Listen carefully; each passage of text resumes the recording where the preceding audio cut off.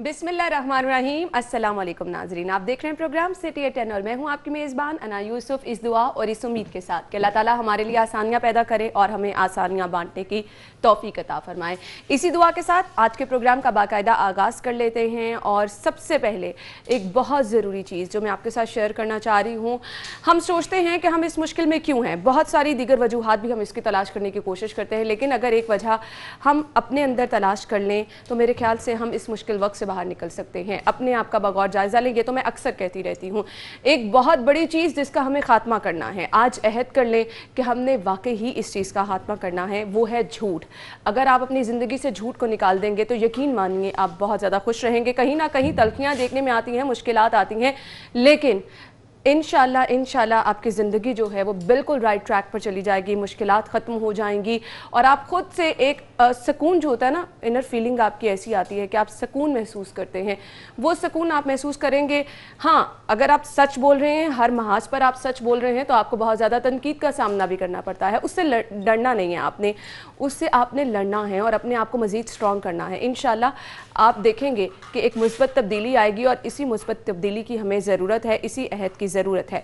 साथ ही साथ एक और बहुत अहम चीज़ जो मैं डिस्कस करना चाहूँगी, कल हमने देखा मरकज़ी रूयत हिलाल कमेटी का इजलास हुआ, जिसके बाद चांद नज़र आने की शहादत कहीं से नहीं मिली, यानी कल बरोज़ हफ्ता पहला रोज़ा होगा। तो अल्लाह ताला ने हम पे करम फरमाया है, हमें माह मुक़द्दस एक बार फिर से नसीब हुआ है और मेरे ख्याल से इस माह मुक़द्दस में जिस मुश्किल वक्त में हम हैं, आप सबको मिलकर जो है वो अल्लाह ताला के हुजूर इबादत का, खुसूसी इबादत का एहतमाम करना है, दुआएं करनी है कि अल्लाह ताला हमें इस मुश्किल वक्त से गुजारे। और मेरा ईमान है कि इंशाल्लाह इस रमज़ान में ही हम देखेंगे कि बहुत ज़्यादा मुस्बत तब्दीली आएगी और हम इस मुश्किल वक्त से बाहर निकल जाएंगे। मौसम की सूरत हाल जान लेते हैं टुडेज़ वेदर में।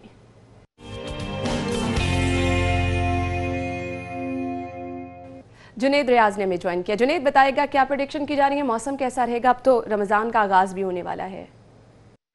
जी, अगर लाहौर शहर के मौसम की बात की जाए तो लाहौर शहर का मौसम आज खुश्क रहने का इम्कान है और आज शहर के किसी भी मकाम पर जो है वो बारिश होने का इम्कानात जो हैं वो ज़ाहिर नहीं किए गए, जबकि हफ्ते और इतवार के रोज़ मौसम जुज़वी तौर पर अबरआलूद रहने की वजह से बारिश के इम्कानात जो हैं वो ज़ाहिर किए गए हैं। और महकमा मौसमियात का कहना है क्योंकि आज सारा दिन मौसम खुश्क रहने का इम्कान है, जिसकी वजह से मामूली दर्जा हरारत में इजाफा होगा और दर्जा हरारत 36 से 37 डिग्री सेंटीग्रेड जो है आज ज़्यादा से ज़्यादा रहने का इम्कान है। सुबह के वक्त भी जो है वो दर्जा हरारत आगे पीछे जो है वो 20 से 21 डिग्री सेंटीग्रेड जो है वो दर्जा हरारत होता है, लेकिन आज जो है वो 23 डिग्री सेंटीग्रेड जो है वो सुबह के वक्त दर्जा हरारत जो है वो रिकॉर्ड किया गया। और हवा में नमी के तनासब की बात की जाए तो 40% सुबह के वक्त और शाम के वक्त जो है वो 26% जो है हवा में नमी का तनासब रहने का इम्कान है। और महकमा मौसमियात ने पेशन गोई की है कि हफ्ते और इतवार के रोज़ मौसम जुज़वी तौर पर अबरआलूद रहने से मुख्तलिफ मकामात पर बारिश होने का इम्कान है। जी, तो वीकेंड एक बार फिर से अच्छा होने वाला है। हफ्ते और इतवार के रोज़ मौसम जुज़वी तौर पर अबरआलूद रहेगा और मुख्तलिफ इलाकों में बारिश के इम्कान भी जाहिर किए जा रहे हैं। Let's move to the top story. हमारे पास आज पहली खबर क्या है जी? शाहदरा और टाउनशिप के 2 घरों के 27 अफराद में कोरोना की तस्दीक हुई है। मुतासरा मरीज 885 हो गए।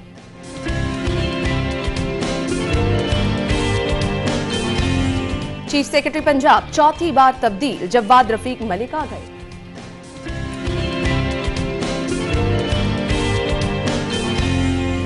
मुल्क में कोरोना के हजारों नहीं लाखों मरीज हैं। लॉकडाउन सख्त ना किया गया तो बहुत नुकसान होगा, डॉक्टरों का तंबीह।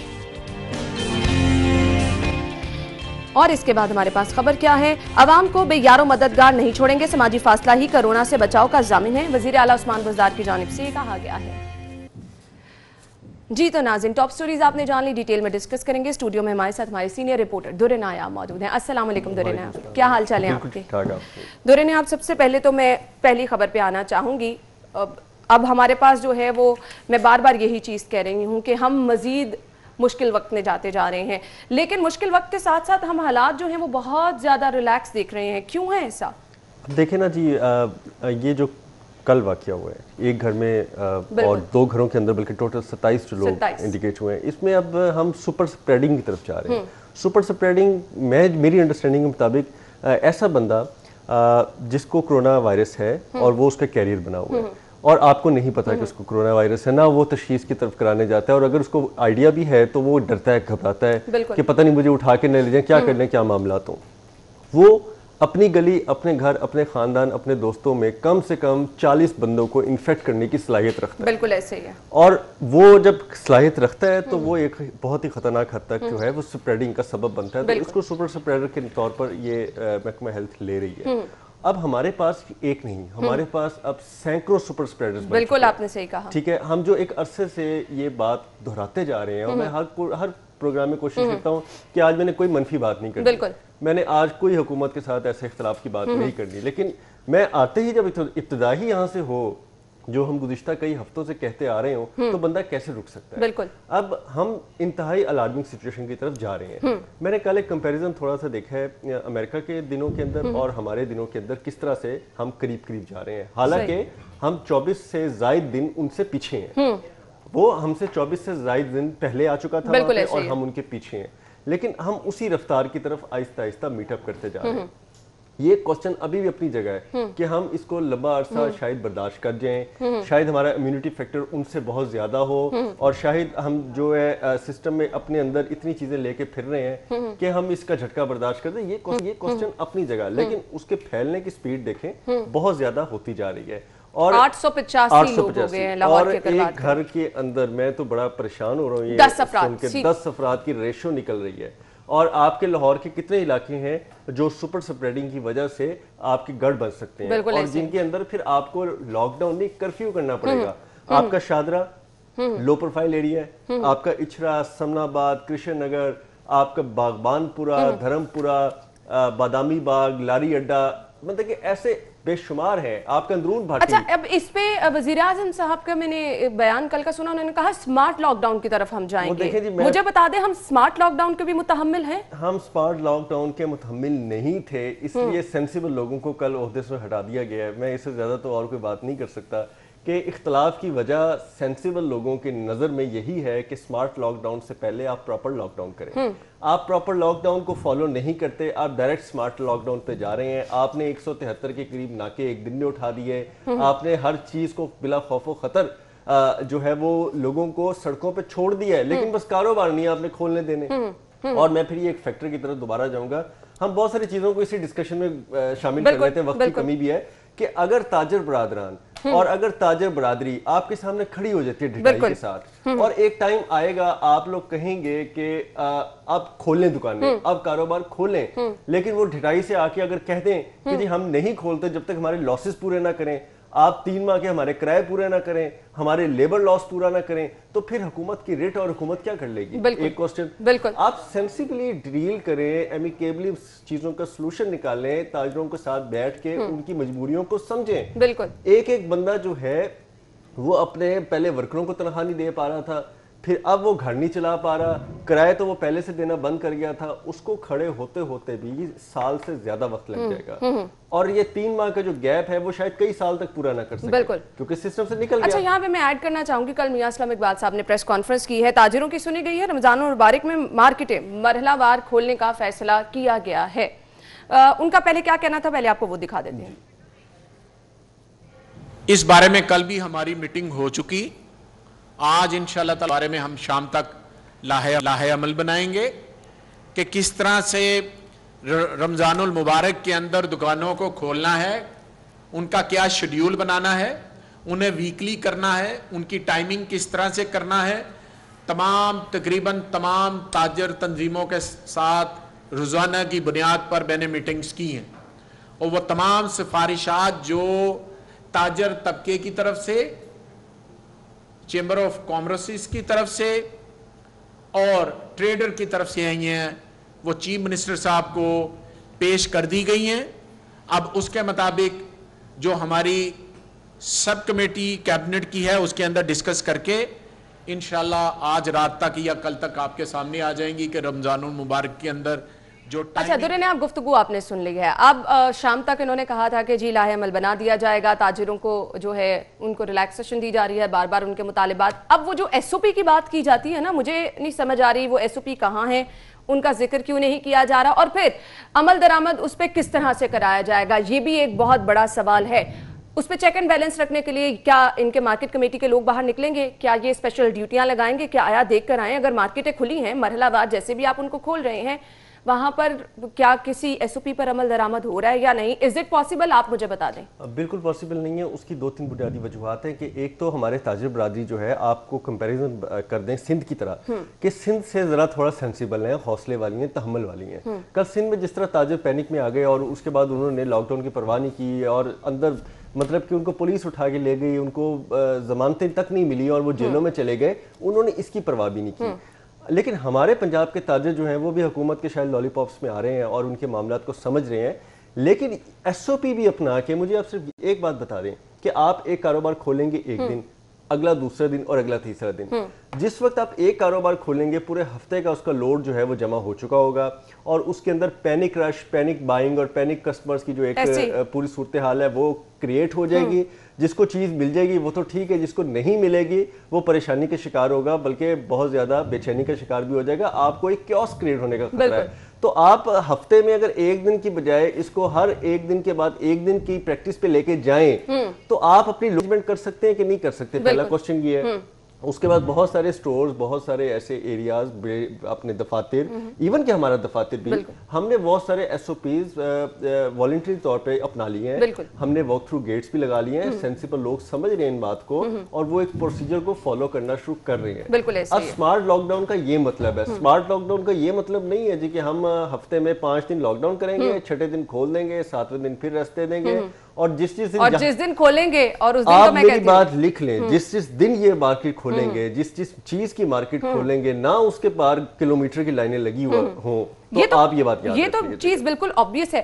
اور پھر میری بات سنیں، آپ نے 2 دن اگر مارکیٹیں کھول دیں ہفتے میں، آپ نے مرحلہ وار کپڑے کی دکانیں کھول دیں، آپ نے مختلف مالز کھول دیے، اب مجھے بتا دیں وہاں پہ جو رش ہوگا اس ریشو سے کیا ٹیسٹنگ کی سہولت بھی بڑھائی جائے گی؟ ٹیسٹنگ کی سہولت بڑھائی جائے گی، اور پھر دوسری بات یہ ہے کہ کیا آپ کو وہاں پہ جو سسپیکٹس لوگ ہیں، کیونکہ اب ڈاکٹر شنو نظامی صاحب کی بات ٹھیک ہے، میں آپ کی ہیڈ لائن میں دوسری تیسری ہیڈ لائن میں سن رہا تھا، وہ ٹھیک کہہ رہے ہیں کہ لاہور میں بھی پہلے اور آپ بھی پہلے ہم یہ اندازہ کر رہے ہیں کہ ہماری سوچ سمجھ سے کہیں زیادہ پیشنٹس ہیں اور وہ نہیں سمجھ آ رہا، کیونکہ یہ ایک ایسے خاموش مرض ہے جس کے سمپٹمز جو ہیں وہ پہلے تو ظاہر ہوتے ہی نہیں، پھر جب ہوتے ہیں تو انتہائی مائلڈ ہوتے ہیں، اور جب وہ تقریباً آپ کو لگتا ہے کہ آپ کورونا کا شکار ہو گئے ہیں تو وہ اتنے نارمل چیزیں ہیں کہ آپ کو نزلہ ہے، زکام ہے، کھانسی ہے، ہلکا سا ٹیمپریچر آپ کا بڑھنا شروع ہو جائے گا، یہ چیزیں نارملی ہر ایک انسان بالکل ایسا ہی ہے، اور الرجی کے موسم میں آپ کو نزلہ زکام رہتا ہے۔ تو پرابلم یہ ہے کہ ابھی تک سرکار خود کلیئر نہیں ہے کہ وہ کرنا کیا چاہ رہی ہے۔ جب وہ کلیئر ہوگی پھر وہ کچھ میڈیا کو بتائے گی، کچھ آگے تاجروں کو بتائے گی، کنسنسس ڈیولپ ہوں گے، آپ صبح سے ہمیں انتظار کراتے ہیں، رات تک بٹھاتے ہیں۔ میں وہی کہنے والی تھی، یہ جو ہم فیصلہ کرنے کا عمل جو ہے نا، اس میں ایک تو ہم تاخیر بہت کر رہے ہیں، جب فیصلہ ہو جانا چاہیے تب ہم تجربات کر رہے ہیں، پتہ نہیں اس کا نتیجہ کیا نکلنے والا ہے۔ چین آف کمانڈ نہ ہونا، منسٹر صاحب ہمارے دوست ہیں، محترم ہیں، وہ اوپر جا کے کیبنٹ میں ایک فارمولہ پیش کرتے ہوں گے، کیبنٹ میں ہر بندہ اپنا فارمولہ پیش کرتا ہوگا، وہ سارے تمام فارمولے کھچڑی بنا کے وزیر اعلیٰ صاحب کو پیش ہوتے جائیں گے، وزیر اعلیٰ صاحب پھر اپنی کچن کیبنٹ سے پوچھتے ہوں گے ہاں کہ جی آیا ایسا کر لیں کہ نہیں کر لیں، پھر ایک بندہ کہتا ہوگا کہ نہیں جی ہمیں پرائم منسٹر صاحب کی بھی رائے لے لینی چاہیے۔ اچھا، دوسرے ممالک کی مثالیں جب ہمارے سامنے ہیں، اس کے بعد ہم ان تجربات سے گزر رہے ہیں، مجھے نہیں سمجھ آ رہا ہے ایسا کیوں ہو رہا ہے۔ ہم گفتگو کا سلسلہ آگے بڑھائیں گے، اور پھر ہم نے بات کی کراچی کے بعد لاہور میں بھی ڈاکٹرز نے، پنجاب کے ڈاکٹرز نے بھی تحفظات کا اظہار کیا ہے۔ صدر پی ایم میں ڈاکٹر اشرف نظامی کی جانب سے جو ہے وہ یہ کہا گیا کہ اگر لاک ڈاؤن میں مسلسل جو ہے یہ اسی طرح سے نرمی برتی گئی تو مریضوں کی تعداد سنبھالے نہیں سنبھلے گی۔ ان کا موقف بھی آپ کو سنائیں گے، بریک پہ جانا ہے، بریک کے بعد حاضر ہوں گے۔ بریک کے بعد آپ کو ایک بار پھر سے خوش آمدید کہیں گے، اور موجودہ صورتحال کے پیش نظر ڈاکٹرز کی جانب سے پریس کانفرنس کی گئی، تنبیہ کی گئی ہے کہ اگر صورتحال کو کنٹرول نہ کیا گیا تو بہت زیادہ نقصان اٹھانا پڑے گا۔ کیا کہیں گے دورے نیاب، آپ اس موقف کو کیسے دیکھتے ہیں؟ دیکھیں جی، سینسیبل موقف ہے۔ اس سے پہلے آپ نے دیکھا سوشل میڈیا پہ بھی تنقید ہوئی، میڈیا پہ بھی تنقید ہوئی کہ جی اگر سندھ کے ڈاکٹرز یہ بات کر رہے ہیں تو شاید وہ اپنا سیاست کرنا چاہ رہے ہیں، اور وہ یہ کرونا کی جو صورتحال ہے سندھ میں اس کا ملبہ جو ہے وہ ڈالنا چاہ رہے ہیں، لیکن ایسی بات نہیں ہے۔ اب پنجاب کے سینئر ڈاکٹر، اور میں اشرف نظامی صاحب کو تقریباً اپنے 10 سالہ کیریئر 11 سال کیریئر سے جانتا ہوں میں بہت اچھے طریقے سے، اور بڑے سینئر ڈاکٹر ہیں، سمجھدار ڈاکٹر ہیں، اور اس وقت بھی انہوں نے پاکستان میڈیکل ایسوسی ایشن کی جو سیاست تھی بڑے اچھے طریقے سے نبھائی، اور یہ ان کے سارے ساتھی ہیں، یہ سینئر ہیں، ڈاکٹر یاسمین راشد صاحبہ کے بھی، اور ان کے دوست ہیں، بھائیوں کی طرح ان کے ساتھ کام کیا ہے اس تنظیم میں۔ تو میرا یہ خیال ہے کہ ان کی بات کو ایسا بالکل نہیں لینا چاہیے کہ آپ سمجھے کہ جی یہ سیاست کر رہے ہیں یا کسی کے ایما پہ ایسی باتیں کر رہے ہیں، کیونکہ میں یہی سمجھتا ہوں کہ یہ آپ کو حقیقت بتا رہے ہیں. بالکل ایسے. میں پھر ایک بات دوبارہ دہراؤں گا اور آپ بھی ایگری کریں گے اس بات سے کہ ہماری امیونٹی سسٹم، ہمارا باڈی سٹرکچر، ہمارے حالات و واقعات ہمیں تھوڑا وقت ضرور دے رہے ہیں. ٹھیک ہے، اللہ تعالیٰ ہمارے لیے اور آسانی پیدا کرے، لیکن ہر انسان جو ہے وہ اتنا طاقتور نہیں ہے کہ وہ کسی وبائی بیماری سے، کسی آسمانی آفت سے یا کسی ایسے عذاب سے لڑ سکے. تو ہم چیزوں کو تھوڑا ڈیلے ضرور کر سکتے ہیں، اور اس میں مصلحت یہ بھی ہو سکتی ہے کہ اللہ تعالیٰ ہمیں کوئی موقع دے رہا ہے کہ جی آپ اس کو تھوڑا سا چیزوں کو ترتیب میں لیں. اگر کوئی اس پہ کوسچن اٹھاتا ہے تو میرا خیال ہے ویلڈ کوسچن ہے. اب جو سپائک ریشیو جا رہی ہے، آپ نے کل کے دن میں دیکھا، اب انہوں نے کرٹیکل ایریا میں کے اندر جو اپنے ٹیسٹ بڑھائے ہیں اس کے ریزلٹس دیکھ لیں. ایک گھر سے 12 10 لوگوں کا ریشو نکل رہا ہے. بالکل ایسے ہی ہے. اٹ مینس کہ وہ 10 بندے کہیں نہ کہیں اور 10 بندوں کو بھی سپریڈ کر رہے تھے. اب اس پہ سمارٹ لاک ڈاؤن کی آپشن دی ہے نا وزیر اعظم صاحب نے. دوران اب ہم گفتگو کا سلسلہ آگے بڑھائیں گے. ابھی ہمیں جوائن کیا ہے صدر پی ایم اے ڈاکٹر اشرف نظامی صاحب نے. حالات آپ کے سامنے ہیں، اس پر بار بار تحفظات کا اظہار کیا جا رہا ہے اور ایشوز بتائے جا رہے ہیں کہ اس سے کیا ہو سکتے ہیں. کل پریس کانفرنس کی گئی اور ڈاکٹر اشرف نظامی کی جانب سے کہا گیا کہ اگر لاک ڈاؤن کو مزید اسی طرح سے نرم رکھا گیا یا پھر لوگ اسی طرح سے باہر نکلتے گئے تو بہت بڑی تعداد ہو جائے گی اور سنبھالنا بھی مشکل ہو جائے گی. بہت بہت شکریہ ڈاکٹر اشرف نظامی صاحب آپ کے وقت کے لیے. آپ نے جیسا کہ فرمایا کہ ملک میں کرونا کے ہزاروں نہیں لاکھوں مریض ہیں، تو مجھے صرف یہ بتائے گا ٹیسٹنگ نہیں ہو رہی، اور اگر ٹیسٹنگ ہو رہی ہے تو کیا پھر ہم سے حقائق چھپائے جا رہے ہیں؟ پھر جو آپ کا موقف ہے اس کے حوالے سے آپ کیا کہیں گے؟ دیکھیں، ویری پرٹیننٹ آپ نے کویسچن کیا ہے کہ لاک ڈاؤن دنیا کے اندر ابھی تک اس مرض کا کوئی علاج نہیں ہے. جو لوگ کہہ رہے ہیں کہ ہائیڈرو کلوروکین کسی نے کھا لی، اسٹیرائڈ کا کر کے جی بڑے بہتر ریزلٹس آ گئے. کسی نے یہ کہا کہ جی جن کو پہلے جو ہے لگے ہوئے ہیں، یہ ٹی بی کی خاطر جو لگی ہے ان لوگوں کو بڑا کم ہوتا ہے، اور ہمارا تو خطہ ہی بڑا اچھا ہے، یہاں پہ بڑے کم ہوں گے. تو یہ جتنے بھی یہ سیاسی بابا والی باتیں ہیں وہ باتیں درست نہیں ہیں. اس کا علاج اس وقت تک کوئی نہیں ہے، گارنٹیڈ علاج کوئی نہیں ہے. پریونشن کے لیے اس کی کوئی ویکسین نہیں ہے. These are the realities. اب اس کو روکنے کی خاطر صرف اور صرف ایک ہی راستہ بچتا ہے، اور وہ راستہ یہ ہے کہ آپ نے اس کو پریونشن کرنی ہے، اور اس کی خاطر آپ نے اجتماعی، جس کو ہم سوشل ڈسٹینسنگ کہتے ہیں، اس کے اوپر عمل کرنا ہے. اور حرف عام کے اندر جو آپ سمجھتے ہیں that is the lockdown. ہم نے کل ایک پریس کانفرنس کر کے باقاعدہ طور پہ حکومت سے یہ مطالبہ کیا اور حکومت پہ زور ڈالا ہے. یہ خواہ تاجر حضرات ہیں، یہ خواہ مذہبی ہماری رسومات ہیں، یا کسی قسم کی شادی بیاہ کی، یا جو بھی اس کو آپ سمجھ لیجئے کہ جو بھی ہو، اس کے اندر صرف اور صرف ایک ہی حل ہے کہ ہمیں لاک کی طرف جانا چاہیے. اور لاک ڈاؤن مین بائی کہ اس کی آئسولیشن اور quarantine prevention, that is the only answer کہ اس کو ہم جو ہے ٹھیک کر سکتے ہیں. اور آپ نے بالکل درست فرمایا that we as P M A we are asking for the lockdown. اچھا ڈاکٹر صاحب، ایک کوشچن یہ ہے کہ اگر آپ سمجھتے ہیں کہ جی لاک ڈاؤن ہونا چاہیے، آپ حکومت کو کہہ رہے ہیں کہ مکمل لاک ڈاؤن کر دیں، تو اس کا مطلب کہ حکومت سب کچھ بند کر دے، آپ یہ مطالبہ کر رہے ہیں؟ دیکھیں، دنیا کے اندر آپ بھی جانتے ہیں اور ساری دنیا اس بارے میں جانتی ہے کہ 2 طریقے ہیں کسی طرح سے بھی کسی ڈیزیز کو آئیڈینٹیفائی کرنے کے لیے اور جاننے کے لیے. اب ہمارے ہاں یہ جو کووڈ-19 جو دنیا کے اندر ایک وبا پھیلی ہے، اس وبا کے اندر 2 ہی طریقے ہیں. ایک طریقہ یہ ہے کہ آپ انویسٹیگیشنز کریں، ٹیسٹنگ کریں، اور پھر لوگوں کے ساتھ آپ دیکھیں کہ جی کتنے لوگ انفیکٹڈ ہیں اور آپ کو کیا اقدامات کرنے چاہیے. دوسرا اس کے ساتھ یہ ہے کہ جو لوگ جن کے اندر کوئی نہ کوئی ان کی علامات ظاہر ہو، ان کے ساتھ آپ ٹیسٹ کریں، ان کو علاج کر لیں، یا ان کو کرنٹین میں رکھ لیں، آئسولیشن میں کر دیں، گھر پہ رکھنا ہے، ہاسپٹل میں رکھنا ہے، what's ever it is, you keep over there. اب ہمارے ہاں جو ہو رہا ہے، جو سمجھا جاتا ہے ایسے، ایک میں آپ سے یہ بات ایک شیئر کروں کہ اب آئی ایم شیور کہ ہر بندہ یہ اب سمجھتا ہے کیسے کیا چیز ہے، کہ 80% تو ایسے ہیں کہ جن کو چھوٹی موٹی علامات ہونی ہے اور اس کے ساتھ انہوں نے از خود ہی ٹھیک ہو جانا ہے، جو ہمارے لیے اتنی بڑی سردردی یا اتنا بڑا کوئی مسئلے کا وہ نہیں مسائل پیدا کرے گا. اب وہ نہ تو ان کو ٹیسٹ کی ضرورت ہے، نہ وہ کسی ڈاکٹر کے پاس آئے گا، نہ وہ کسی اور حکیم کے پاس جائے گا، چھوٹی موٹی اور وہ ٹھیک ہو گیا. اب ہمارے ہاں جو ملک کے اندر جو اس وقت حالات چل رہے ہیں، ہمارے پاس ایک ہی چیز ہے کہ ایک ہم یا تو اس کی ٹیسٹنگ کریں، اور ٹیسٹنگ کرنے کے ساتھ جو کہ ایک کوریا نے کیا تھا، کوریا نے کیا کیا تھا؟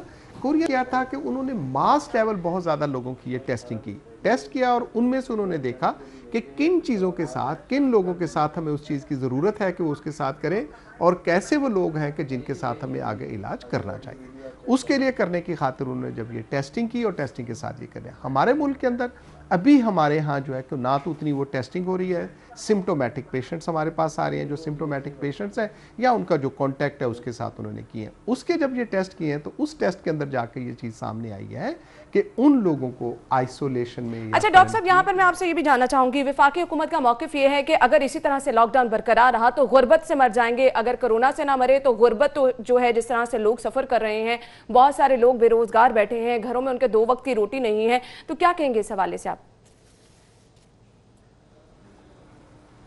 देखें, पंजाब हुकूमत के साथ हमारी एक्सपेक्टेशंस बहुत ज़्यादा थी कि पंजाब हुकूमत का, मैं नहीं कहना चाहूँगा कि उन्होंने हमें कोई मायूस कर दिया। We are very much supportive to the Punjab हुकूमत, और पंजाब हुकूमत हमारी ही हुकूमत है, मरकज़ी हुकूमत भी हमारी हुकूमत ही है, चूँकि हम वतन अज़ीज़ के आम शहरी हैं, हमारी हुकूमत ही है। एक तो ये मायूसी इस तरह से हमारा एक था कि एज़ पाकिस्तान मेडिकल एसोसिएशन हमने वहाँ पे उनको एक दी थी कि एक प्रपोज़ल दी थी कि वाया के लॉकडाउन जो है किसको करना चाहिए, लॉकडाउन किसका नहीं करना चाहिए। वो लॉकडाउन करने की खातिर हमने जो सोचा और जो उनको प्रपोजल्स दी थी, उन्होंने हमारी उस प्रपोज़ल को, और प्रपोज़ल भी मैं आपसे शेयर कर लेता हूँ, हमने कहा जी कि 9 टाउन है लाहौर शहर के अंदर, 9 टाउन जो है उन टाउन्स के अंदर 1,000 को हम लोग टेस्ट करेंगे और पता चलेगा कितने लोगों को कोरोना का। ठीक है, बहुत बहुत शुक्रिया। डॉक्टर अशरफ निज़ामी हमारे साथ मौजूद थे और इस पर जो उन्होंने कल अपनी प्रेस कॉन्फ्रेंस की, उनका मौक़िफ़ असल में क्या है वो बयान कर रहे थे। दुर्रे नायाब, मेरे ख्याल से बिल्कुल वैलिड इनका मौक़िफ़ है और इसको हमने देखना है। ये चीज़ें जो हैं, जिस तरह हम बार बार कह रहे हैं कि अच्छा अगर आप SOP बना रहे हैं, उलमा कराम को आप लूप में ले रहे हैं, इन लोगों की भी सुननी चाहिए। असल में फ्रंट लाइन पे ये लोग हैं, अगर तादाद बढ़ जाती है, आपके पास इनफ किट्स नहीं है, डॉक्टर्स जो मौजूद हैं, फिर वो तो अपने तहफ़्फ़ुज़ात बार बार बयान करेंगे ना। देखिए जी, आप जिनका असल मिस्टेक है इस टाइम पे, जिनकी ज़िंदगियां अपनी स्टेक पे लग जाएंगी, अगर खुदा न खासा सूरत हाल ख़राब होती है, अगर आप उनकी बात नहीं सुनेंगे, उनको पोलिटिसाइज करेंगे, आप उन पे इल्ज़ामात आयद करेंगे कि जी ये तो किसी के एमा पे सियासत कर रहे हैं, और ये वो पुराने लोग हैं जिनके एमा पे आप एक्चुअली सियासत करते रहे। एक्चुअली उस वक्त जब PTI गवर्नमेंट में नहीं थी, तो इसी YDA और इसी अपना जो PMA थे, उन्हीं के सर पे सारा। और मैडम, मैं फिर बार बार कहता हूँ कि मिनिस्टर साहिबा तो खुद इसका हिस्सा रही हैं PMA का, तो अब आप उनकी बात अगर टेबल के उस तरफ बैठ के नहीं सुनेंगी तो फिर वो यही करेंगे ना, प्रेस कॉन्फ्रेंस करके लोगों को बताएंगे, लोगों को मोहतात करेंगे और हकाइक जो है वो दुनिया को बताएंगे, अपने मुतालबात रखेंगे और बिल्कुल जायज़ मुतालबात है। मैं सिर्फ एक बीमारी से कंपैरिजन करके बात खत्म करूंगा कि आप तो दिल के मरीजों का इलाज करना और उनका आप वजन उठाने का आपका सिस्टम जो है मुतहम्मिल नहीं है, आपका हेल्थ सिस्टम। और आप बात करें दुनियाई वबा का, जिसको पूरी दुनिया में हैंडल अभी तक नहीं किया जा सका, और उसने हिला के रख दिया सारे सिस्टम को, चाहे वो इकोनॉमिकल है, चाहे वो आपका हेल्थ मैनेजमेंट सिस्टम है, चाहे वो आपका ट्रांसपोर्टेशन है, कोई सिस्टम है दरम भरम हो गया। तो आप क्या तवक्को लगाए बैठे हैं? आप कम से कम इनको भी समझ लें, इनके साथ भी बैठें, इनसे भी पूछें, ये डर नहीं रहे, ये घबरा नहीं रहे, ये आने वाले मुश्किल टाइम के हवाले से आपको अलर्ट कर रहे हैं कि ये हो सकता है। और अगर कोई बात कर रहा है तो आप उसको सियासत की नजर तो ना करना, ये तो कोई अच्छी बात नहीं है। अब WHO ने कल कहा कि आपका ये कोरोना की वबा जो है ये जल्दी खत्म होने वाली नहीं है, आपको जो है इसके लिए बहुत ज्यादा अलर्ट रहना है। उस पर फिर डॉक्टर्स के ये मुतालिबात, डॉक्टर्स के ये तहफ़्फ़ुज़ात, मेरे ख्याल से ये पेश गोई है, इस पर जरूर नजरसानी करनी चाहिए ताकि हम मुश्किल वक्त से बच सकें। ब्रेक की तरफ मुझे जाना है, ब्रेक के बाद दोबारा हाजिर होंगे। ब्रेक के बाद आपको एक बार फिर से खुशामदीद कहेंगे। अगली खबर की तरफ जाएंगे। चीफ सेक्रेटरी पंजाब चौथी बार तब्दील, जवाद रफीक मलिक आ गए। क्या कहेंगे दुर्रे नायाब? मेरा ख्याल है कि चीफ सेक्रेटरी को लिखना चाहिए था चीफ सेक्रेटरी बार बार तब्दील। ठीक है, अब तो चौथी बार। तो आप मुझे ये बताएं कि 4 आपको महीने मिलते हैं और कुछ दिन मिलते हैं, बिल्कुल 4 महीने और तकरीबन आप बात करें 27 दिन के अंदर आप पूरे पंजाब, जो कि सबसे बड़ा एडमिनिस्ट्रेटिव लिहाज से सूबा है, बिल्कुल सही कहा आपने, और फिर इन हालात में और जिनके वसाइल सबसे ज्यादा हैं, और ऐसा तजर्बाकार बंदा जिसने पंजाब के तकरीबन हर अहम पोस्ट पे काम किया, वो होम सेक्रेटरी भी रहा, वो हर चीज रहा। मैं उसकी तरफदारी की बात नहीं कर रहा, ठीक है वो ब्यूरोक्रेसी को अपने तौर से चला रहे होंगे, वो अपनी चीजें अपने तौर पे हिसाब से टर्न डाउन कर रहे होंगे, हर चीज कर रहे होंगे, वो सियासी लोगों को इतनी खातिर में भी नहीं ला रहे होंगे, बहुत सारे ग्रीवेंसेस हो सकते हैं। लेकिन मेरी इतलात के मुताबिक 2-3 वजूहात बड़ी ज्यादा थी। एक तो वो आपको पता है बड़ा भारी मैंडेट लेके आए थे, बिल्कुल ऐसे ही रातों रात, और जब रातों रात भारी मैंडेट लेके बंदा आता है तो वो किसी भी सूबे की सियासत और जो सियासी अनासिर होते हैं उनको जल्दी हजम नहीं होता। बिल्कुल। और फिर वो अपने बंदों को, अपने तजर्बे और अपने जो एतमाद के लोग थे उनको बहुत तेजी के साथ लगाना शुरू कर दिया था, تقریباً 10 اضلاع کے ڈپٹی کمشنر تو انہوں نے اپنے اعتماد کے ذاتی جاننے والے افسران کو لگا دیا. اس کے ساتھ ساتھ وہ تمام چیزوں کو انڈیپینڈنٹلی وہ ٹیکل کرنا شروع ہو گئے, چاہے وہ لاک ڈاؤن کا مسئلہ ہے, چاہے وہ کسی قسم کا بھی مسئلہ ہے. میرے اپنے جو دوست اور ذرائع بتاتے ہیں کہ لاک ڈاؤن سخت کرنے پہ بھی ان کو بہت زیادہ تحفظات تھے اور وہ چاہتے تھے کہ سخت ہوں. وہ یہ نہیں چاہتے تھے کہ اس طرح کے لاک ڈاؤن رہیں کہ بس کبھی ہو رہا ہے کبھی نہیں ہو رہا, کبھی سمارٹ ہو رہا ہے, کبھی آپ نے 100 ناکے لگا دیے, کبھی 100 ناکے اٹھا لیے. تو یہ بھی ایک بہت ساری وجوہات تھی. پھر دیکھنا یہ ہے کہ کل ہمارے صوبے کی کون سی بڑی شخصیت پرائم منسٹر صاحب سے ملی اور اس کے بعد 2-3 گھنٹوں کے اندر یہ فیصلہ آ گیا. آپ کو یہاں سے کلو نکالنا پڑے گا کہ چیف سیکرٹری کو کیوں بھیجا گیا. ایک تو کوسچن یہ ہے. تو ظاہری بات ہے کل ہمارے وزیر اعلیٰ صاحب ملے ہیں, ٹھیک ہے وہ نہیں انہوں نے کوئی شکایت لگائی ہوگی, لیکن اس ملاقات کے کچھ گھنٹوں بعد ہی چیف سیکرٹری کو 4 ماہ 27 دن کے بعد ہی تبدیل کر دیا جانا بہت سارے کوسچن ریز کر رہا ہے. صحیح. اچھا دورانیہ مجھے یہ بتائیے گا, اپارٹ آف آل دس ابھی ہم جس صورتحال سے نکل رہے ہیں چیف سیکرٹری کی تبدیلی, کیونکہ بہت سارے معاملات کو وہ پہلے دن سے دیکھ رہے تھے. اگر ہم کرونا وائرس کی صورتحال کو ہی دیکھیں, اب ایک دم سے نیا بندہ آنا اور رسپانسبلٹی سمجھنا اور چیزوں کو لے کر چلنا, اس میں ہم آگے دیکھ رہے ہیں ہر چیز میں ڈیلے ہے. ہم مزید ڈیلے کا شکار تو نہیں اس سے ہوتے چلے جائیں گے؟ میں جواد رفیق صاحب کو بہت پرانا جانتا ہوں. وہ کمشنر لاہور تھے تو میرا ان سے کلوز انٹریکشن تھا, اور سابق دور حکومت میں بھی انہوں نے بہت اچھی پوسٹ جو ہیں وہ انہوں نے انجوائے کی ہیں, اچھے طریقے سے چلائی بھی ہیں. لیکن وہ نا ایک نرم طبیعت انسان ہے, وہ ایک شگفتہ طبیعت اور سادہ مزاج انسان ہے. ان میں ایڈمنسٹریٹیولی اسٹرکٹنیس جو اعظم سلیمان صاحب میں تھی اس طرح سے ان میں نہیں ہے. اور مجھے اچھی طرح یاد ہے کہ شہباز شریف جب وزیر اعلیٰ پنجاب تھے اور یہ کمشنر لاہور تھے تو وہ اکثر جگہ پہ کہہ دیتے تھے کہ جواد صاحب آپ پروفیسر ہیں, آپ کو ڈنڈے کی ضرورت ہے.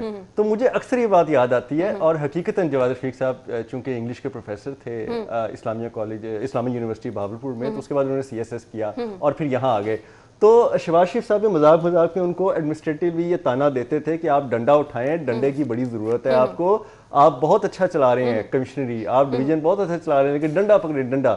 تو یہ پریشر ان پہ رہتا تھا. تو اب یہ پریشر بھی ان پہ آئے گا. بالکل ایسے یہ گورنمنٹ جو اس وقت پنجاب کی ہے یہ کوئی اتنی سادہ گورنمنٹ نہیں ہے. اس میں فیصلہ سازی کا فقدان ہے, اس میں کوارڈینیشن جو ہے وہ بہتر نہیں ہے. وزراء کے آپس میں حالات کچھ بہت زیادہ سازگار نہیں ہے.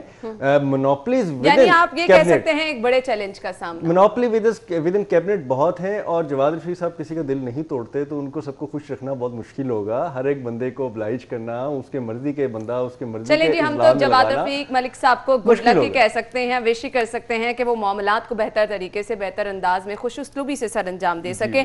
آگے بڑھیں گے. CM صاحب کے سٹیٹمنٹ میں شیئر کرنا چاہوں گی, سماجی فاصلہ ہی کرونا سے بچاؤ کا ضامن ہے. وزیر اعلیٰ یہ کہتے ہیں عوام کو بے یار و مددگار نہیں چھوڑیں گے. اب چھوڑا کس نے یار, مجھے آپ بتائیں بے یار و مددگار. اور کس سماجی فاصلے کی بات کی جا رہی ہے؟ سماجی فاصلہ رکھنے کے جو SOP تھے, جو آپ نے ایک چیز کی تھی کہ آپ نے لاک ڈاؤن کیا تھا, آپ تو ان سب چیزوں سے باہر آ گئے ہیں. اب کس طرح سماجی فاصلے کی آپ بات کر رہے ہیں؟ اور آپ پھر یہ کہتے ہیں جی ہم بے یار و مددگار نہیں چھوڑیں گے. اب تو آپ کے پاس ایک حل ہے کہ آپ لاہور کی ہر گلی کے باہر ایک کانسٹیبل کھڑا کر دیں, بالکل, جو وہ کسی کو باری نہ نکلنے دے. اب اسی طریقے سے آپ لوگوں کو پابند کر سکتے ہیں. دوسری بات آپ نے کہا جی کہ سماجی فاصلہ اپنانا ہوگا. اپنانا یہ میرے کہنے پہ اور بحیثیت سرکار وزیر اعلیٰ پنجاب کے chief executive of the province ان کے کہنے میں بہت فرق ہے. ان کا کہا جانا حکم ہونا ہے, ان کا کہا جانا اپنا معاملے پہ عمل درآمد ہونا ہے, ان کا کہا جانا ایک وزڈم ہونا ہے, ایک ویژن ہونا ہے, اور ان کا کہا جانا ایک فیصلہ ہونا ہے. اور میرا کہا جانا ایک تجویز ہونا ہے, میرا کہا جانا ایک سوچ سمجھ بوجھ ہونا ہے. اگر کوئی مانے, اب بطور میڈیا ورکر آپ کو بھی اگر کوئی سمجھے, تو بہت فرق ہے. آپ فیصلہ سازی کریں وزیر اعلیٰ صاحب. آپ یہ لاک ڈاؤن کی جو بات کر رہے ہیں, لوگوں کو سماجی رابطوں کی تجویز دے رہے ہیں, آپ اس پہ عمل درآمد کروائیں. ہاں اگر آپ کے پاس کوئی عمل درآمد کرانے کا میکنزم ہے تو ویل اینڈ گڈ, آپ کی تجویز بہت اچھی ہے اور پوری دنیا یہ کہہ رہی ہے, آپ اکیلے نہیں کہہ رہے. WHO سے لے کے امریکہ, کینیڈا, رشیا, جاپان, آسٹریلیا, کون سا ملک یہ بات نہیں کر رہا, لیکن وہ اس پہ عمل درآمد کراتے نظر آ رہے ہیں. وہاں پہ زیادہ لوگ مہذب ہیں, وہاں کی قومیں زیادہ مہذب ہیں, سوشل ڈسٹینسنگ کا مظاہرہ کرتی ہیں. اور یہاں آپ نے لاک ڈاؤن میں نرمی کی تو ہماری قوم کیا کر رہی ہے, ہمارے لوگ کیا کر رہے ہیں, وہ بھی ہم دیکھ رہے ہیں. غریب لوگ ہیں, پریشان ہیں معاشی طور پہ, دیہڑی دار ہیں. آپ اس کے لیے کوئی معاشی میکنزم نہیں بنا پا رہے, تو کم از کم آپ ان کے ساتھ یہ رویہ بھی نہ. آپ ایک فیصلہ کریں, آپ فیصلہ کر کے رسک لیں, رسک لے کے وہ اچھا بھی ہو سکتا ہے برا بھی ہو سکتا بالکل ہے. ایسے ہی اگر آپ لاک ڈاؤن رکھتے ہیں تو تب بھی معاشی رسک ہے آپ کے لیے, آپ کو لینا پڑے گا. بالکل ایسے ہی ہے. اگر آپ اسمارٹ لاک ڈاؤن کرتے ہیں تو تب بھی ایک پینڈیمک کے حوالے سے آپ کو ایک رسک کا سامنا ہے, وہ بھی آپ کو اٹھانا پڑے گا. تو دونوں صورتوں میں آپ نے کیلکولیٹ کرنا ہے کہ آپ نے بڑے رسک کی طرف جانا ہے کہ چھوٹے رسک کی طرف جانا ہے. جبکہ آپ دنیا میں یہ بھی کہتے پھر رہے ہیں جی کہ پنجاب میں جو سبسڈی اور پنجاب میں جو کفالت کے ذریعے, احساس کفالت کے ذریعے, روز مددگار کے ذریعے, جوانوں کے پروگرام کے ذریعے جو پیسے ہم دے رہے ہیں وہ کوئی بھی صوبہ نہیں دے رہا. چلیں ایسا کر رہے ہوں گے. اس کی ایک اور مثال میرے سامنے, ہم نے لاسٹ ویک دیکھا دالوں کی قیمتوں میں کمی کی گئی اور اب آپ نے جو دالیں نہیں مل رہی, میں وہی آپ کو کہہ رہی ہوں, اور پھر 60 روپے قیمتوں میں اضافہ بھی کر دیا گیا ہے. تو یہ ریلیف کہاں دی جا رہی ہے, اس پہ ہم بات کریں گے. بریک کا وقت ہوا ہے, بریک کے بعد دوبارہ حاضر ہوں گے. Stay with us. بریک کے بعد آپ کو ایک بار پھر سے خوش آمدید کہیں گے. تو بریک سے پہلے درن نایاب بات کر رہے تھے کہ سی ایم صاحب کہہ رہے ہیں کہ احساس فنڈ دیا جا رہا ہے, لوگوں کو پیسے فراہم کیے جا رہے ہیں, لوگوں کی کیئر کی جا رہی ہے. تو یہ جو دالیں سستی کی گئی تھی ایک بار پھر سے 60 روپے تک کا اضافہ کر دیا گیا ہے, یہ کیا کیا جا رہا ہے؟ نا میں وہی بات کرتا کہ دالیں سستی کر دی آپ نے کچھ دن کے لیے بہت اچھا پبلسٹی بھی لی, آپ نے لوگوں کی ہمدردیاں بھی لی, آپ نے اچھی خواہشات بھی لی, لیکن کچھ دن بعد اس کا اتنا بیڈ امپیکٹ ہوا کہ آپ نے اس میں ایک بہت زیادہ اضافہ کیا اور اضافہ کرنے کے باوجود وہ مارکیٹ سے غائب ہو. بالکل ایسے ہی. یہ ایک کوسچن آ گیا کہ چلیں ٹھیک ہے, آپ نے اگر اس پہ بہت زیادہ اضافہ کر دیا ہے, بہت زیادہ اضافہ آپ کو سمجھ ہی نہیں آیا کہاں سے ہو گیا ہے. مجھے صرف یہ بتا دیں جب سستی کی گئی تھی تب مارکیٹ میں اویلیبل تھی, تب بھی اویلیبل نہیں تھی, پھر یہ لوگوں کو صرف اچھا بن کے کیوں دکھایا جا رہا ہے کہ قیمت کم کی ہے, آپ جا کے خریداری کر لیں. یوٹیلیٹی سٹور پہ لائنیں لگی رہیں, دالیں نہیں تھی, مارکیٹوں میں لوگوں کو دالیں نہیں مل رہی تھی. اب جب مہنگی کر دی گئی ہیں تو اب کیسے مل جائیں گی؟ تو بہت اچھی جگہوں پہ بھی بہت ساری آئٹمز شارٹ ہونا شروع ہو گئی ہیں. آپ کو ایک میں کچھ دن پہلے مجھے بھی ضرورت تھی تو ایک برانڈ کا گھی لینا تھا, آئل لینا تھا, وہ 20 دن مارکیٹ میں نہیں آیا. اب روز جا کے ملٹیپل 2-3 سٹور سے پوچھا کہ یار کیا معاملہ ہے, کیوں نہیں آ رہا؟ وہ کہتے جی وہ سپلائی پیچھے سے انہوں روک دی ہے, وہ کر ہی نہیں رہے. تو میں نے کہا کیا وجوہات ہے کہ وہ سپلائی ان کے پاس کہتے ہیں لیکن وہ دے نہیں رہے. تو پھر وہ کس چیز کا ویٹ کر رہے تھے؟ کیا آپ کا کام نہیں تھا کہ ایسے لوگ جن کے پاس سپلائی بھی ہے, جن کے گودام بھی بھرے ہوئے ہیں, جن کے پاس چیز موجود ہے اور وہ مارکیٹ میں نہیں دے رہے, تو یہ تو جرم ہے. بالکل ایسے ہی. اور یہی تو آرڈیننس کے تحت جو آپ نے ذخیرہ اندوزی کا لگایا ہے اس کے تحت. اچھا اب پھر یہاں پہ میں یہ چیز ضرور مینشن کرنا چاہوں گی, بار بار ہم یہ کہتے ہیں کہ یہ صرف کارروائیاں جو ہیں, یہ صرف جو مینشن کیا جاتا ہے ذخیرہ اندوزوں کو نہیں چھوڑا جائے گا, لوگوں کا احتسال نہیں ہونے دیا جائے گا. یہ بند کرنے کے لیے سٹیٹمنٹس جو ہیں وہ ریڈی رکھی ہوتی ہیں اور جیب سے نسخہ برائے میڈیا نکال کے فوراً جو ہے پریس ریلیز بنا کے جاری کر دیا جاتا ہے. میں بڑے عرصے سے یہ بات کہہ رہا ہوں کہ وزیر اعلیٰ صاحب کو ان چیزوں کا ادراک بھی نہیں ہوگا جو ان کے نام سے پریس ریلیزیں جاری ہو جاتی ہیں اور ہمیں میڈیا کو مجبور ہو کے ظاہر باتیں چلانا پڑتا ہے. مجھے صرف یہ بتا دیں کہ اب نیا کیا ہو رہا ہے؟ ہمیشہ جب رمضان آتا ہے قیمتوں میں ڈبل ٹرپل اضافہ ہو جاتا ہے. آپ نے دالوں کی قیمتوں میں اضافہ کر دیا, پھر آپ نے کھجوروں کی قیمتوں میں 30 سے 40% اضافہ کر دیا. تو وہ جو سب اچھا کہا جا رہا ہے, سبسڈی کی باتیں کی جا رہی ہیں, جو آپ نے یہ کہا کہ رمضان بازاروں کی سبسڈی جو ہے وہ بجلی کی قیمتوں میں شفٹ کر دی جائے گی, یہ کیا جائے گا, وہ کیا جائے گا, حالات تو ویسے کے ویسے ہی ہیں. میرا خیال ہے کہ اس کی ٹوپی اس کے سر والا فارمولا اپنایا جا رہا ہے, کیونکہ پیسے کا جو والیوم ہے وہ تو آپ کے پاس اتنا ہی ہے. اب آپ اس کو بجلی کے بلوں میں استعمال کر لیں, آپ اس کو یوٹیلیٹی سٹوروں میں استعمال کر لیں, آپ اس کو رمضان بازاروں میں استعمال کر لیں, آپ لوگوں کو ڈائریکٹ سبسڈی دینے کے لیے دکانوں میں جو فراہم کی ہوئی اشیاء فروشت ہے ان کے اندر اس کو استعمال کر لیں. لیکن آپ کے پاس کوئی نیا کوئی خربوں کا اربوں کا بجٹ تو نہیں ہے. آپ کے پاس تو بجٹ وہی ہے. آپ نے رمضان بازار بند کر دیے, اب یوٹیلیٹی سٹورز بھی بند کرنے کی باتیں آ رہی ہیں. اس کے بعد آپ کہیں گے جی کہ دالیں بھی ہم جو ہے وہ سستی نہیں کر پا رہے, ہم ریٹس کو سسٹین کریں گے, ان کی سٹیبلٹی پہ ہم پوری نظر رکھیں گے اور ہم اس کی فراہمی کو یقینی بنائیں گے. پہلے آپ کے پاس ریٹس کنٹرول کرنے کی اتھارٹی نہیں تھی, اب ریٹس کنٹرول نہیں ہو رہے, تو اب آپ کو یہ اتھارٹی سمجھ نہیں آ رہی کہ ہم نے چیزوں کو پرووائڈ کیسے کرنا ہے. آپ ٹھیک ہے مہنگائی اتنی زیادہ ہو گئی ہے, آپ وہ مہنگے ریٹس پہ چیزیں پرووائڈ کر کے آپ مارکیٹ کے شیلفز اور دکانوں کے کاؤنٹرز بھر کے دکھا دیں تو یہ بھی ہم بڑا احسان مان لیں گے. ہم پریس ریلیز دیکھ کے آپ کے تمام بیانات کی قدر کرتے ہیں, آپ کے ہم جذبات کی قدر کرتے ہیں, لیکن دنیا میں حقیقت اور ہے. آپ لاہور کی مارکیٹوں میں نکلیں, آپ کمشنر صاحب, ڈپٹی کمشنر صاحب, تمام اسسٹنٹ کمشنر صاحبان کو نکال کے آپ حقیقت پوچھیں تو صحیح. آپ خود کسی طریقے سے, میں دیکھ رہا تھا سوشل میڈیا میں بڑی تنقید ہو رہی ہے, لیکن ایک اچھا عمل ہے کہ ایک وفاقی حکومت کی ایک نمائندہ ہیں جو خود مارکیٹ میں جا کے وہ چیک کر رہی ہیں کہ احساس کفالت کے 12,000 روپے کون لے رہے ہیں, انہوں نے نقاب کیا, وہ ٹھیک ہے ایک پولیٹیکل سٹنٹ ہے, لیکن وہ پولیٹیکل سٹنٹ کیا تو ہے, کچھ آپ کے سامنے تو آئے گا نا, ریئلٹی پہ وہ پرچون کی دکان پہ جا کے, ایزی لوڈ والے ایزی پیسے والی دکان پہ جا کے انہوں نے کچھ سٹنٹ کیا تو ہے. آپ خدا کے لیے کچھ ایسا سٹنٹ کر کے دیکھ لیں, آپ کو مارکیٹ میں نکل کے لوگوں کے مسائل جان کے اس پہ ایکشن کرنے کے آپ کو فائدے ہی ملیں گے. بالکل ایسا اور میڈیا اس کو ایکنالج کرے گا. میڈیا چلیں آپ سٹنٹ بھی ایسا کوئی نہ کریں, آپ کے جو پرائز کنٹرول مجسٹریٹ ہیں آپ انہی کی ڈیوٹیاں لگا دیں, وہی اپنے کام اگر ٹائم سے کر لیں گے, وہی اپنی ذمہ داری اگر نبھا لیں گے, میرے خیال سے آپ کو ایکسٹرا ایفرٹ کی ضرورت نہیں پڑے گی. رکھی ہوتی ہے اپنی گاڑی میں, ایک بک دی ہوتی ہے اپنے ریڈر کو, ایک بک دی ہوتی ہے اپنے ڈرائیور کو, ٹھیک ہے, تینوں جو ہیں وہ مارکیٹ میں مجسٹریٹ صاحب کے بہاف پہ جو ہے وہ چندے اکٹھے کرنے کی صورت میں جرمانے کر رہے ہوتے ہیں, اور ہر دکاندار کو کہہ رہے ہوتے ہیں کہ جی آپ کو جرمانہ کرنا ہے, اچھا چلو جی مہربانی کر دینے ہیں, تانوں پھر ایسے 1000 نہیں 500 کر دینے ہیں, 5000 نہیں 2000 کر دیتے ہیں, نیگوشیٹ کر کے جرمانے کر رہے ہیں. اور شام کو اپنی بک جو ہے وہ اتنے کوپن خالی دکھا دیں گے کہ دیکھیں جی ہم نے تو اتنے جرمانے کر کے اور ہم نے اتنی ساری بنا کے رپورٹ جو ہے وہ کمشنر ڈپٹی کمشنر صاحب کو بھجوا دی ہے, جبکہ مارکیٹ میں اس کا زیرو امپیکٹ ہوتا ہے. بالکل ایسا اگر ایک بندہ ذخیرہ اندوزی کر کے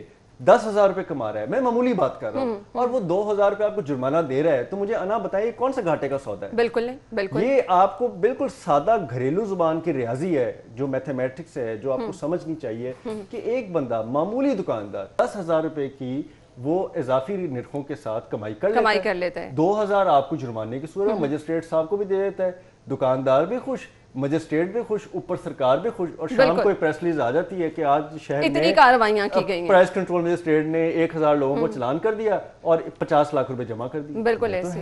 اور پھر اس پہ پھر جو لوگ رونا روتے ہیں کہ وہ جب بھی مارکیٹ میں جاتے ہیں پھر یہ کہہ دیا جاتا ہے کہ میڈیا جو ہے وہ نیگیٹو چیزیں ہائی لائٹ اور دوسری بات ہے کہ یہ پرائز کنٹرول مجسٹریٹس, ان کے عملے اور یہ جتنے ہمارے میونسپل کارپوریشن کے افسران ہیں, آپ ان کی صحتیں دیکھیں. بالکل آپ کو لگتا ہے کہ کہیں سے ان کو پریشانی ہے نوکری کی, آپ کو لگتا ہے کہ ان کو کہیں پہ عوام کا درد ہے, وہ جرمانہ بھی کرتے ہیں, وہاں سے مفت سامان بھی اٹھاتے ہیں, اس کے بعد ریڈیو سے بھی سامان اکٹھا کرتے ہیں, شام کو اپنے گھر میں وہ پورے راشن کا بندوبست کر کے آرام سے گھر جا کے. آنیسٹلی اسپیکنگ پھر ہم جس آفت میں مبتلا ہیں ہم اس کے خاتمے کی بات کر رہے ہیں, تو پہلے سب سے ہمیں یہ چیزیں درست کرنی ہیں, اپنے رویے درست کرنے ہیں تاکہ ہم مشکل وقت سے باہر نکل سکیں. اب آپ کو فیلڈ فورس ہی آپ کی جو مجسٹریٹس ہیں, جو MCL کے افسران ہیں, جو میونسپل کارپوریشن کے افسران ہیں, وہی اگر آپ کو دھوکہ دے رہے ہیں تو اس میں تو کوئی کچھ نہیں کر سکتا. بالکل ایسے ہی, وہ آپ کو فیلڈ رپورٹنگ ہی غلط کر رہے ہیں, بالکل ایسے, کوئی بندہ اس میں کچھ نہیں کر سکتا, اور اس کا جو خمیازہ ہے وہ ہمیں بھگتنا ہوگا. بالکل ایسے. بہت بہت شکریہ درِ نیاب آپ کے وقت کے لیے. ناظرین بریک کا وقت ہوا ہے, بریک کے بعد آپ ہیڈ لائنز جانیں, ہم دوبارہ حاضر ہوں گے, ہمارے ساتھ رہیے.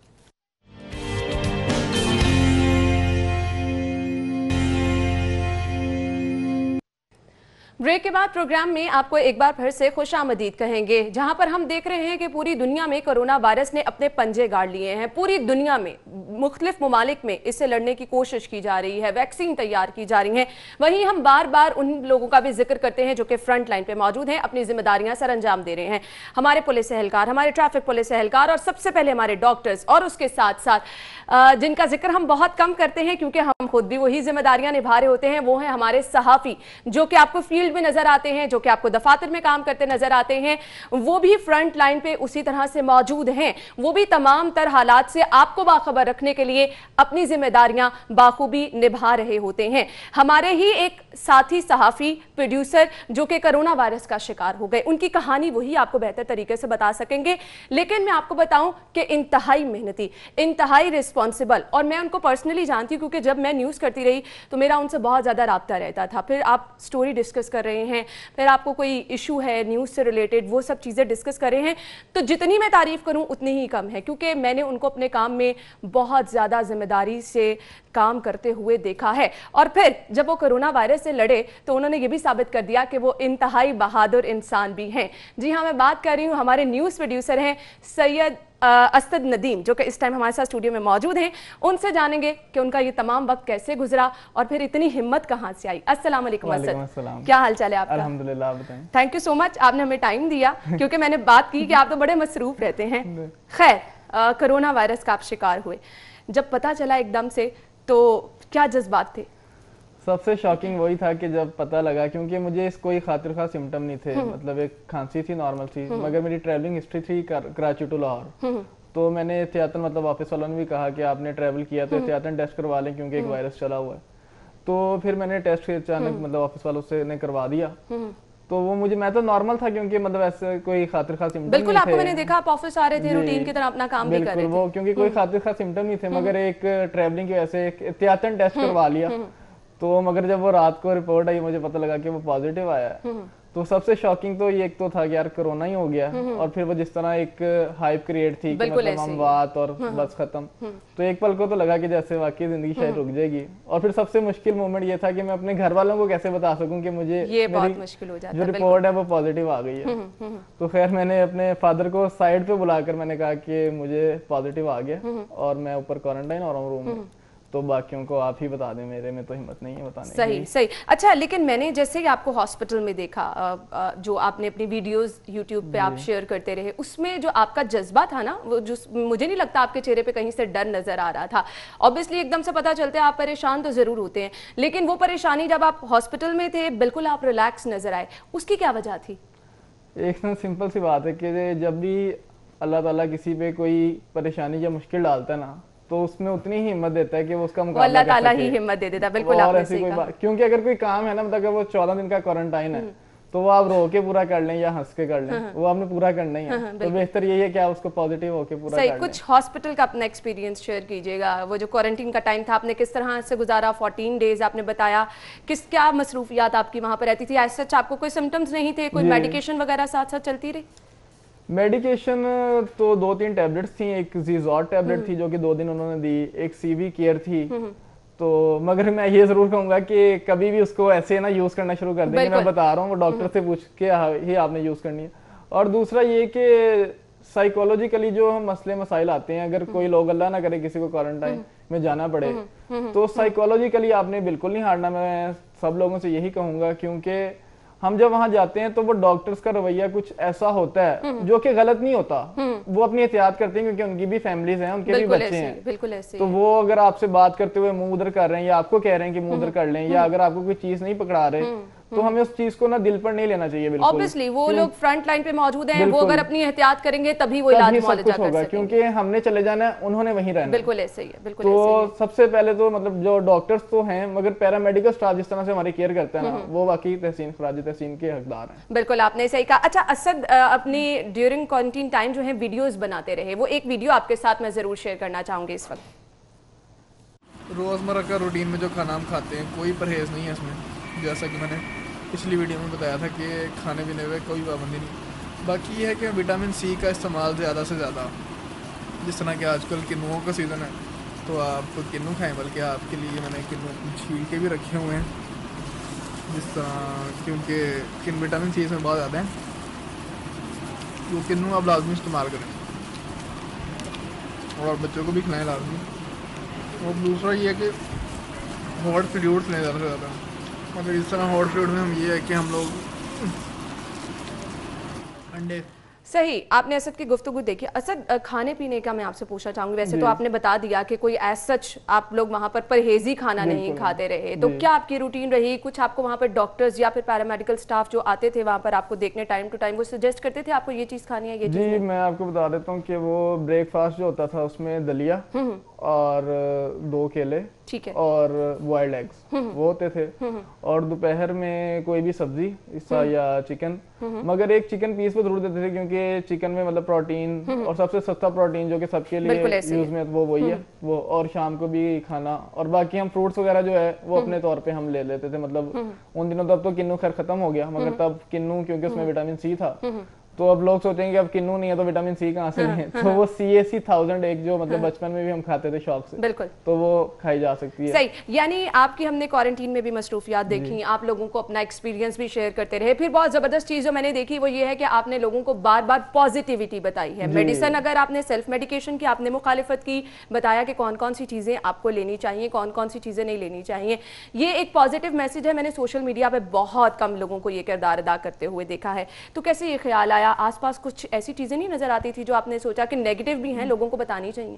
یہ خیال مجھے ایسے آیا کہ جو پہلا دن تھا نا, تو میں صبح 8 بجے اٹھا اور رات 1:30 بجے تک میں کالز ہی ریسیو کرتا رہا لوگوں کی, مطلب کہ کیا ہوا, کیسا فیل کر رہے ہیں.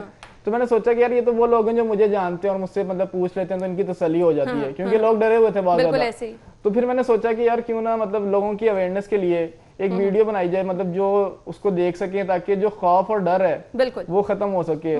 وہ مطلب میں تب بھی کہتا رہا کہ کرونا کا ہرگز مطلب موت نہیں ہے, کرونا کا ہرگز مطلب موت نہیں ہے. بالکل. اب ہمارے یہاں ہم کہتے ہیں کہ یار مطلب باہر اتنی اموات ہو رہی ہیں, مطلب فورن سے زیادہ تو ہم نہیں ترقی کر سکے, مطلب ہم ابھی ڈیولپنگ کنٹری ہیں.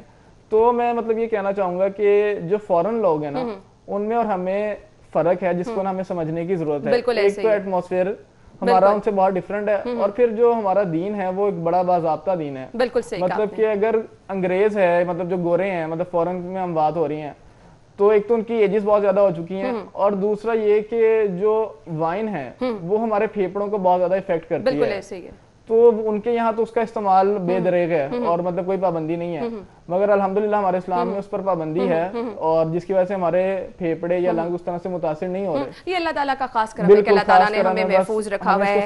اسد آپ ماشاءاللہ ریکور ہو گئے ہیں, اپنی ڈیوٹی پر واپس آ گئے ہیں, مجھے بتائے گا کیسا لگ رہا ہے اور اب کتنی احتیاط کرنے کی سوچ لی آپ نے؟ بس احتیاط تو پہلے بھی تھی مگر وہ ہو گیا, مگر مجھے بڑا اچھا لگا یہاں. مطلب مجھے ایک خوف تھا کہ یار مطلب نہیں میں آفس جاؤں گا تو لوگ ڈر رہے ہوں گے کہ ایکسیپٹ کریں گے کہ نہیں, مگر الحمدللہ بڑا اچھا ویلکم کرنے کو ملا, اور مجھے بڑی کیا میسج دینا چاہیں گے دیکھنے والوں کو؟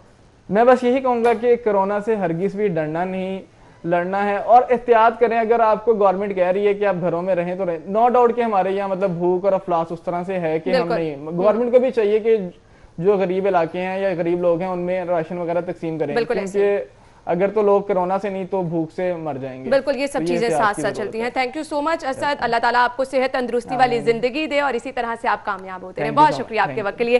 ناظرین, اسد کو دیکھ کے میرے خیال سے بہت سارے لوگوں کو حوصلہ ملا ہوگا. انہوں نے ماشاءاللہ بہت ہی ہمت دکھائی, اور پھر جو ہم نے ان کی ویڈیوز بھی آپ کو دکھائیں اس سے بھی میرے خیال سے بہت سارے کرونا پیشنٹس, بہت سارے ایسے لوگ جو یہ سوچ بیٹھتے ہیں کہ پتہ نہیں ان کو کیا ہو گیا ہے, انہیں ضرور ہمت ملے گی. اور اسد سے بات کروانے کا مقصد بھی یہی تھا کہ آپ لوگ جان لیں کہ صرف اور صرف اپنی حفاظت کر کے اگر خدا نخواستہ آپ وائرس کا شکار بھی ہو سکتے ہیں تو آپ بچ سکتے ہیں, دوبارہ سے اپنی روٹین لائف کو دوبارہ سے جاری رکھ سکتے ہیں. لیکن اس کا مطلب یہ نہیں آپ نے احتیاط نہیں کرنی, احتیاط برتیں, اپنے آپ کو محفوظ رکھیں. بریک پہ جائیں گے اور بریک کے بعد دوبارہ حاضر ہوں گے. خوش آمدید کہیں گے. بریک سے پہلے ہمارے ساتھ اسد ندیم موجود تھے جنہوں نے کرونا کو شکست دی انتہائی بہادری سے, اور پھر جب ہم اسد کی بات کر رہے تھے تو ہم نے یہ دیکھا کہ ایسا کوئی سمٹمز نہیں تھے اور وہ بالکل تندرست تھے, لیکن وہ کرونا پازیٹیو تھے اور پھر انہوں نے اپنے آپ کو کوارنٹین کیا اور پھر وہ اس ٹائم سے باہر نکلے. تو ایک زبردست ہمارے سامنے چیز تھی, ایک موٹیویشن تھی جو ہم نے آپ کے ساتھ شیئر کی. اب میں کچھ بات کرنا چاہوں گی ان مریضوں کے حوالے سے جو کہ ہم دیکھ رہے ہیں کہ کرونا سے متاثر ہیں اور ان کی صورتحال بہت زیادہ بگڑتی چلی جا رہی ہے, اور ان کا علاج کیا ہے کہ ان کو ایٹ دی اینڈ ان کو وینٹیلیٹر پر منتقل کیا جاتا ہے. اور ہمارا مسئلہ یہ ہے کہ ہمارے پاس وینٹیلیٹر انف موجود نہیں ہے. اس کے لیے جہاں پر پوری دنیا میں کوششیں ہم نے دیکھی, ویکسین تیار کی جا رہی ہے, پھر جب ہمیں وینٹیلیٹر کی کمی کا سامنا آیا تو اس جیسی ایک چیز متعارف کروائی گئی تاکہ زیادہ سے زیادہ لوگ اس سے فائدہ اٹھا سکیں. اب یہ کیا ہے اور اس سے ہم کس طرح سے مستفید ہو سکتے ہیں, پھر آیا اس کی افادیت وینٹیلیٹر جتنی ہے بھی یا نہیں, اس کو کس طرح سے استعمال کیا جا سکتا ہے, کرونا سے متاثرہ مریضوں کے لیے اس کا استعمال کر کے دیکھا گیا ہے, اس کے کیسے نتائج آئے ہیں, یہ ہم جانیں گے. ہمارے ساتھ اسٹوڈیو میں ہمارے مہمان جو موجود ہیں ان کا تعارف میں آپ کے ساتھ کرانا چاہوں گی. عظیم عالم خان جنہوں نے یہ ڈیوائس بنائی ہے, یہ ہے کیا, انہی سے جان لیتے ہیں. السلام علیکم. وعلیکم السلام. کیا حال چل ہیں آپ کے؟ تھینک یو سو مچ, بہت بہت شکریہ آپ کے وقت کے لیے. سب سے پہلے تو مجھے بتائے گا, آپ نے وینٹیلیٹر سے ہی ملتی جلتی جو کہ اس کا کام دے گی ایک ڈیوائس بنائی ہے, مجھے بتائیے گا یہ آئیڈیا آپ کو کیسے آیا؟ اچھا دیکھیں, بیسیکلی تو اب جس طرح کرونا کے حوالے سے پوری دنیا میں کام ہو رہا ہے, ایون کہ اسرائیل میں بھی کام ہو رہا ہے, ہمارے جو ہے امریکہ میں بھی کام ہو رہا ہے, MIT میں بھی ہو رہا ہے, انڈیا میں بھی ہو رہا ہے, بہت سارے یونیورسٹیز میں کام ہو رہا ہے. تو پاکستان کا ایک پازیٹیو امیج شو کرنے کے لیے لاک ڈاؤن کی وجہ سے ایکٹیویٹیز تو بند تھی, ہم کام پہ نہیں جا رہے تھے, جابز وغیرہ بھی بند تھی, تو ہم نے یہی سوچا کہ کوئی ایسا کام کیا جو کہ پاکستان کی امپروومنٹ کی وجہ سے پاکستان کا ایک پازیٹیو امیج جا سکے. تو پھر ہم گروپ آف جو انجینئرز ہیں, ڈاکٹرز ہیں, الیکٹریکل انجینئر, میکینیکل انجینئر, تو ہم سب نے آپس میں سوچا کہ یار کیونکہ نہ وینٹیلیٹر ہی بنایا جائے کیونکہ آلریڈی اس کی شارٹیج بہت زیادہ ہے. تو پھر اس پہ ہم نے ورکنگ کی. یہ بیسیکلی ہمارے ذہن میں وینٹیلیٹر کا کنسیپٹ آیا تھا, یہ صرف اور صرف کرونا کی وجہ سے, اور جب ہم نے دیکھا کہ باقی دنیا کے لوگ بھی کام کر رہے ہیں, اس کی کاسٹ بہت زیادہ ہے, تو اس لیے ہمارے ذہن میں یہ خیال آیا. اچھا مجھے بتائیے گا, کیا اس کی افادیت اتنی ہی ہے جتنی کہ وینٹیلیٹر کی ہوتی ہے؟ کیونکہ ہم نے تو یہ سن رکھا ہے کہ وینٹیلیٹر بہت نایاب ہوتے ہیں, بہت ایکسپینسو ہوتے ہیں, اور اس دور میں ایسی ڈیوائس لے کر آنا جو کہ وینٹیلیٹر کا کام دے, افادیت کیا ہے اس کی؟ اچھا دیکھیں, آپ کا بہت اچھا سوال ہے, اور یہ میں چاہوں گا کہ ہماری عوام کو بھی اس کے بارے میں آگاہی ملے کہ بیسیکلی وینٹیلیٹر جو ہے یہ کسی بھی مرض کا علاج نہیں ہوتا ہے، کسی بھی مرض کا علاج نہیں ہے. وینٹیلیٹر کا مقصد یہ ہوتا ہے کہ پیشنٹ جب اس کو آکسیجن لینے میں پرابلم کا سامنا کرنا پڑ رہا ہے اس کو وہ اتنی آکسیجن پرووائڈ کرے, اس کو سانس لینے میں اتنی آسانی ہو کہ جو ڈاکٹر اس کو میڈیسن دے رہے ہیں اور جو اس کا ٹریٹمنٹ کر رہے ہیں اس کے لیے ایک وقت مل سکے. اس کے جسم کو دنیا بھر میں ہر وہ ڈیوائس جو سانس لینے میں آسانی کا سامنا کرنا پڑتی ہے اس کو وینٹیلیٹر کہتے ہیں. جہاں تک مین افادیت کی آپ بات کر رہے ہیں تو جو ہم وینٹیلیٹر ہم ہاسپٹل میں آپ دیکھتے ہیں آئی سی یو وینٹیلیٹر جس کو کہا جاتا ہے, اس وینٹیلیٹر کے میں 3 فنکشنز ہوتے ہیں. نارملی تو یہی ہوتا ہے کہ جب بریدنگ کے لیے ہوتا ہے, دوسرا جب سیویئر النس ہو, جب پیشنٹ بالکل اپنے کانشیس میں نہیں ہوتا تب ہم اس کو استعمال کرتے ہیں, یا پھر ڈیورنگ آپریشن جو ہے وہ یوز کیا جاتا ہے. اس کو ہم ایک پری وینٹیلیٹر کہتے ہیں. پری وینٹیلیٹر بیسیکلی ہم نے اس کا نام رکھا ہے. یہ جو آپ کے بریدنگ سسٹم ہے اس کو یوز کریں, کیونکہ نارمل آپ نے دیکھا ہوگا جب خدا نہ خواستہ اگر کبھی آپ پنجاب انسٹیٹیوٹ آف کارڈیالوجی میں ہی دیکھیں, کیونکہ ابھی ہم لاہور میں بیٹھے تو اس کی بات کرتے ہیں, وہاں پہ آپ کو درجنوں پیشنٹ ایسے نظر آئیں گے جن کو ان کے جو اٹینڈنٹ ہے وہ ہاتھ سے پریس کر کے آکسیجن دے رہے ہوتے ہیں, کیونکہ وینٹیلیٹر کی اتنی تعداد نہیں ہوتی. اور یہی ایک مین وجہ ہے کہ آپ پی آئی سی میں اگر دیکھیں یا کسی نامہ ہاسپٹل کا لیں تو وہاں پہ اٹینڈنٹس کی تعداد زیادہ ہوتی ہے, کیونکہ ایک آدمی جو ہے زیادہ دیر اس کو پریس نہیں کر سکتا. تو اس لیے ایک اس کی لیمٹ ہے. آپ بے شک جتنے مرضی طاقتور آدھا گھنٹہ کر لیں گے, گھنٹہ کر لیں گے, اور کس سپیڈ سے کرنا ہے, کیونکہ یہ ہائپر وینٹیلیشن جو ہے اس سے جو مریض ہے وہ مر بھی سکتا ہے. بالکل. اس میں ہم نے یہ افادیت کی اگر آپ بات کرتے چلے تو یہ بالکل ہم نے ڈاکٹرز کو بھی چیک کروایا ہے. جو بریدنگ کے حوالے سے یہ بالکل 100%, میں 99 نہیں کہوں گا, 100% ویسے ہی ورکنگ کرتا ہے. اچھا مجھے یہ بتائے گا, اگر یہ اتنی زبردست چیز ہے, آپ نے کیا حکومت کے کسی نمائندے سے رابطہ کرنے کی کوشش کی, کیونکہ آلریڈی ہم تو سفر کر رہے ہیں, ہمیں تو اس کی ضرورت ہے, تو وہاں سے کوئی آپ کو پازیٹیو سائن ملا ہے؟ دیکھیں ہم نے تو اپنے طور پہ تو مکمل کوشش کی ہے, جتنے بھی حکومتی ادارے ہیں ان سب سے رابطہ کرنے کی کوشش کی, کیونکہ لاک ڈاؤن کی وجہ سے زیادہ تر ادارے تو بند تھے. ہم نے ان کو ای میلز بھی کیے ہیں, ان کے ہم نے فیس بک پہ بھی سینڈ کیا, ان کو ٹویٹ بھی کیا ہے, جہاں جہاں پہ ریفرنس تھا اس ریفرنس کے ذریعے بھی کوشش کی ہے. کچھ جگہوں سے تو ہمیں رسپانس ملا ہے لیکن زیادہ ہمیں رسپانس نہیں ملا. ہمارا اس سلسلے میں صرف ایک ہی درخواست ہے گورنمنٹ سے کہ ہمیں کسی قسم کی فنڈنگ نہیں چاہیے, ہم فنڈنگ نہیں مانگ رہے, ہم صرف ایک ایسی اپرچونٹی مانگ رہے ہیں کہ گورنمنٹ جو ہے ہماری اس ڈیوائس کو چیک کر لے, جس کو آلریڈی ڈاکٹرز اپروو کر چکے ہوئے ہیں, اس کو ایک دفعہ چیک کر لے. اگر وہ کسی بھی قسم کی اس میں سجیشن ریکمینڈ کرتے ہیں یا تو ہم اس کے لیے اوپن ہیں, ہم اس کے لیے اوپن ہیں. اچھا اس میں ایک چیز میں آپ کو گائیڈ کرتا چلوں گا, شاید آپ ناظرین کے ذہن میں بھی اور آپ کے ذہن میں یہ سوال آئے گا کہ یہ ڈیوائس کیا دنیا میں پہلی دفعہ بنی ہے؟ بالکل بالکل. کیا یہ دنیا میں اور کہیں استعمال نہیں ہو رہی تھی؟ میں آپ کو کہ اس وقت فی الوقت اٹلی میں, اسپین میں, اسرائیل میں اور انڈیا پہ اس سے ملتی جلتی ڈیوائسز کا کام ہو رہا ہے, ورکنگ ہو رہی ہے. جس ٹائم جو سب سے فیمس ماڈل ہے وہ MIT کا ماڈل ہے, اس میں ورکنگ بھی ہو رہی ہے, لیکن اس کی جو کاسٹ ہے وہ پاکستانی 85,000 کے قریب آتی ہے, $500. کاسٹ اس کی پھر ڈیفینیٹلی انکریز کرے گی. تو ہمارے اس کی جو کاسٹ ہے وہ اس سے بہت کم آ جاتی ہے, اور اس کا ڈیزائن ہم نے اس سے تھوڑا سا امپرووڈ ورژن ہے. ٹھیک ہے, اور یہ ہماری کاسٹ اس کے ایز کمپیئر ٹو جو انٹرنیشنل. اچھا مجھے کچھ اس کے استعمال کے حوالے سے بھی بتائے گا. اس کے ساتھ بھی ایک چیز میں پڑی دیکھ رہی ہوں, اس کا استعمال کیا ہے, اور پھر یہ جو جسے آپ پری وینٹیلیٹر کہہ رہے ہیں اس کا استعمال بھی کیا ہے, اس کو کس طرح سے استعمال کرتے ہیں, ہمارے ناظرین کو دکھائیے گا. اچھا یہ میں آپ کو آن کر کے دکھا بھی دیتا ہوں.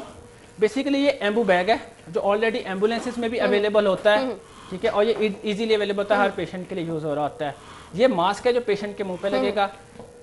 یہ ٹیوب ہے جو کہ آکسیجن کی سپلائی کے لیے ہوتی ہے. یہ ریزروائر ہے. باقی اس کے اندر جو بلٹ ان بیٹری ہے, تاکہ اگر الیکٹریسٹی اویلیبل نہیں ہے تو پھر بھی اگر آپ اس کو استعمال کرنا چاہتے ہیں ان کیس آف ایمرجنسی تو وہ بھی آپ یوز کر سکتے ہیں. باقی اس کا جو مشینری ہے وہ اس کے اندر بلٹ ان ہے. اچھا اس میں ایک چیز آپ کو گائیڈ کرتا چلوں کہ جو اس کی یہ باڈی ہے یہ ایکچوئل اتنی بڑی نہیں ہوگی, کیونکہ فی الوقت لاک ڈاؤن کی وجہ سے اویلیبلٹی آف جو اکوپمنٹ تھی وہ نہیں تھی. اس کی جو ایکچوئل باڈی ہے اس پہ آلریڈی ہم ورکنگ کر رہے ہیں, اور وہ انشاءاللہ 4 to 5 days میں تیار ہو جائے گی. وہ اس سے آپ کہہ لیں 60% کم ہے.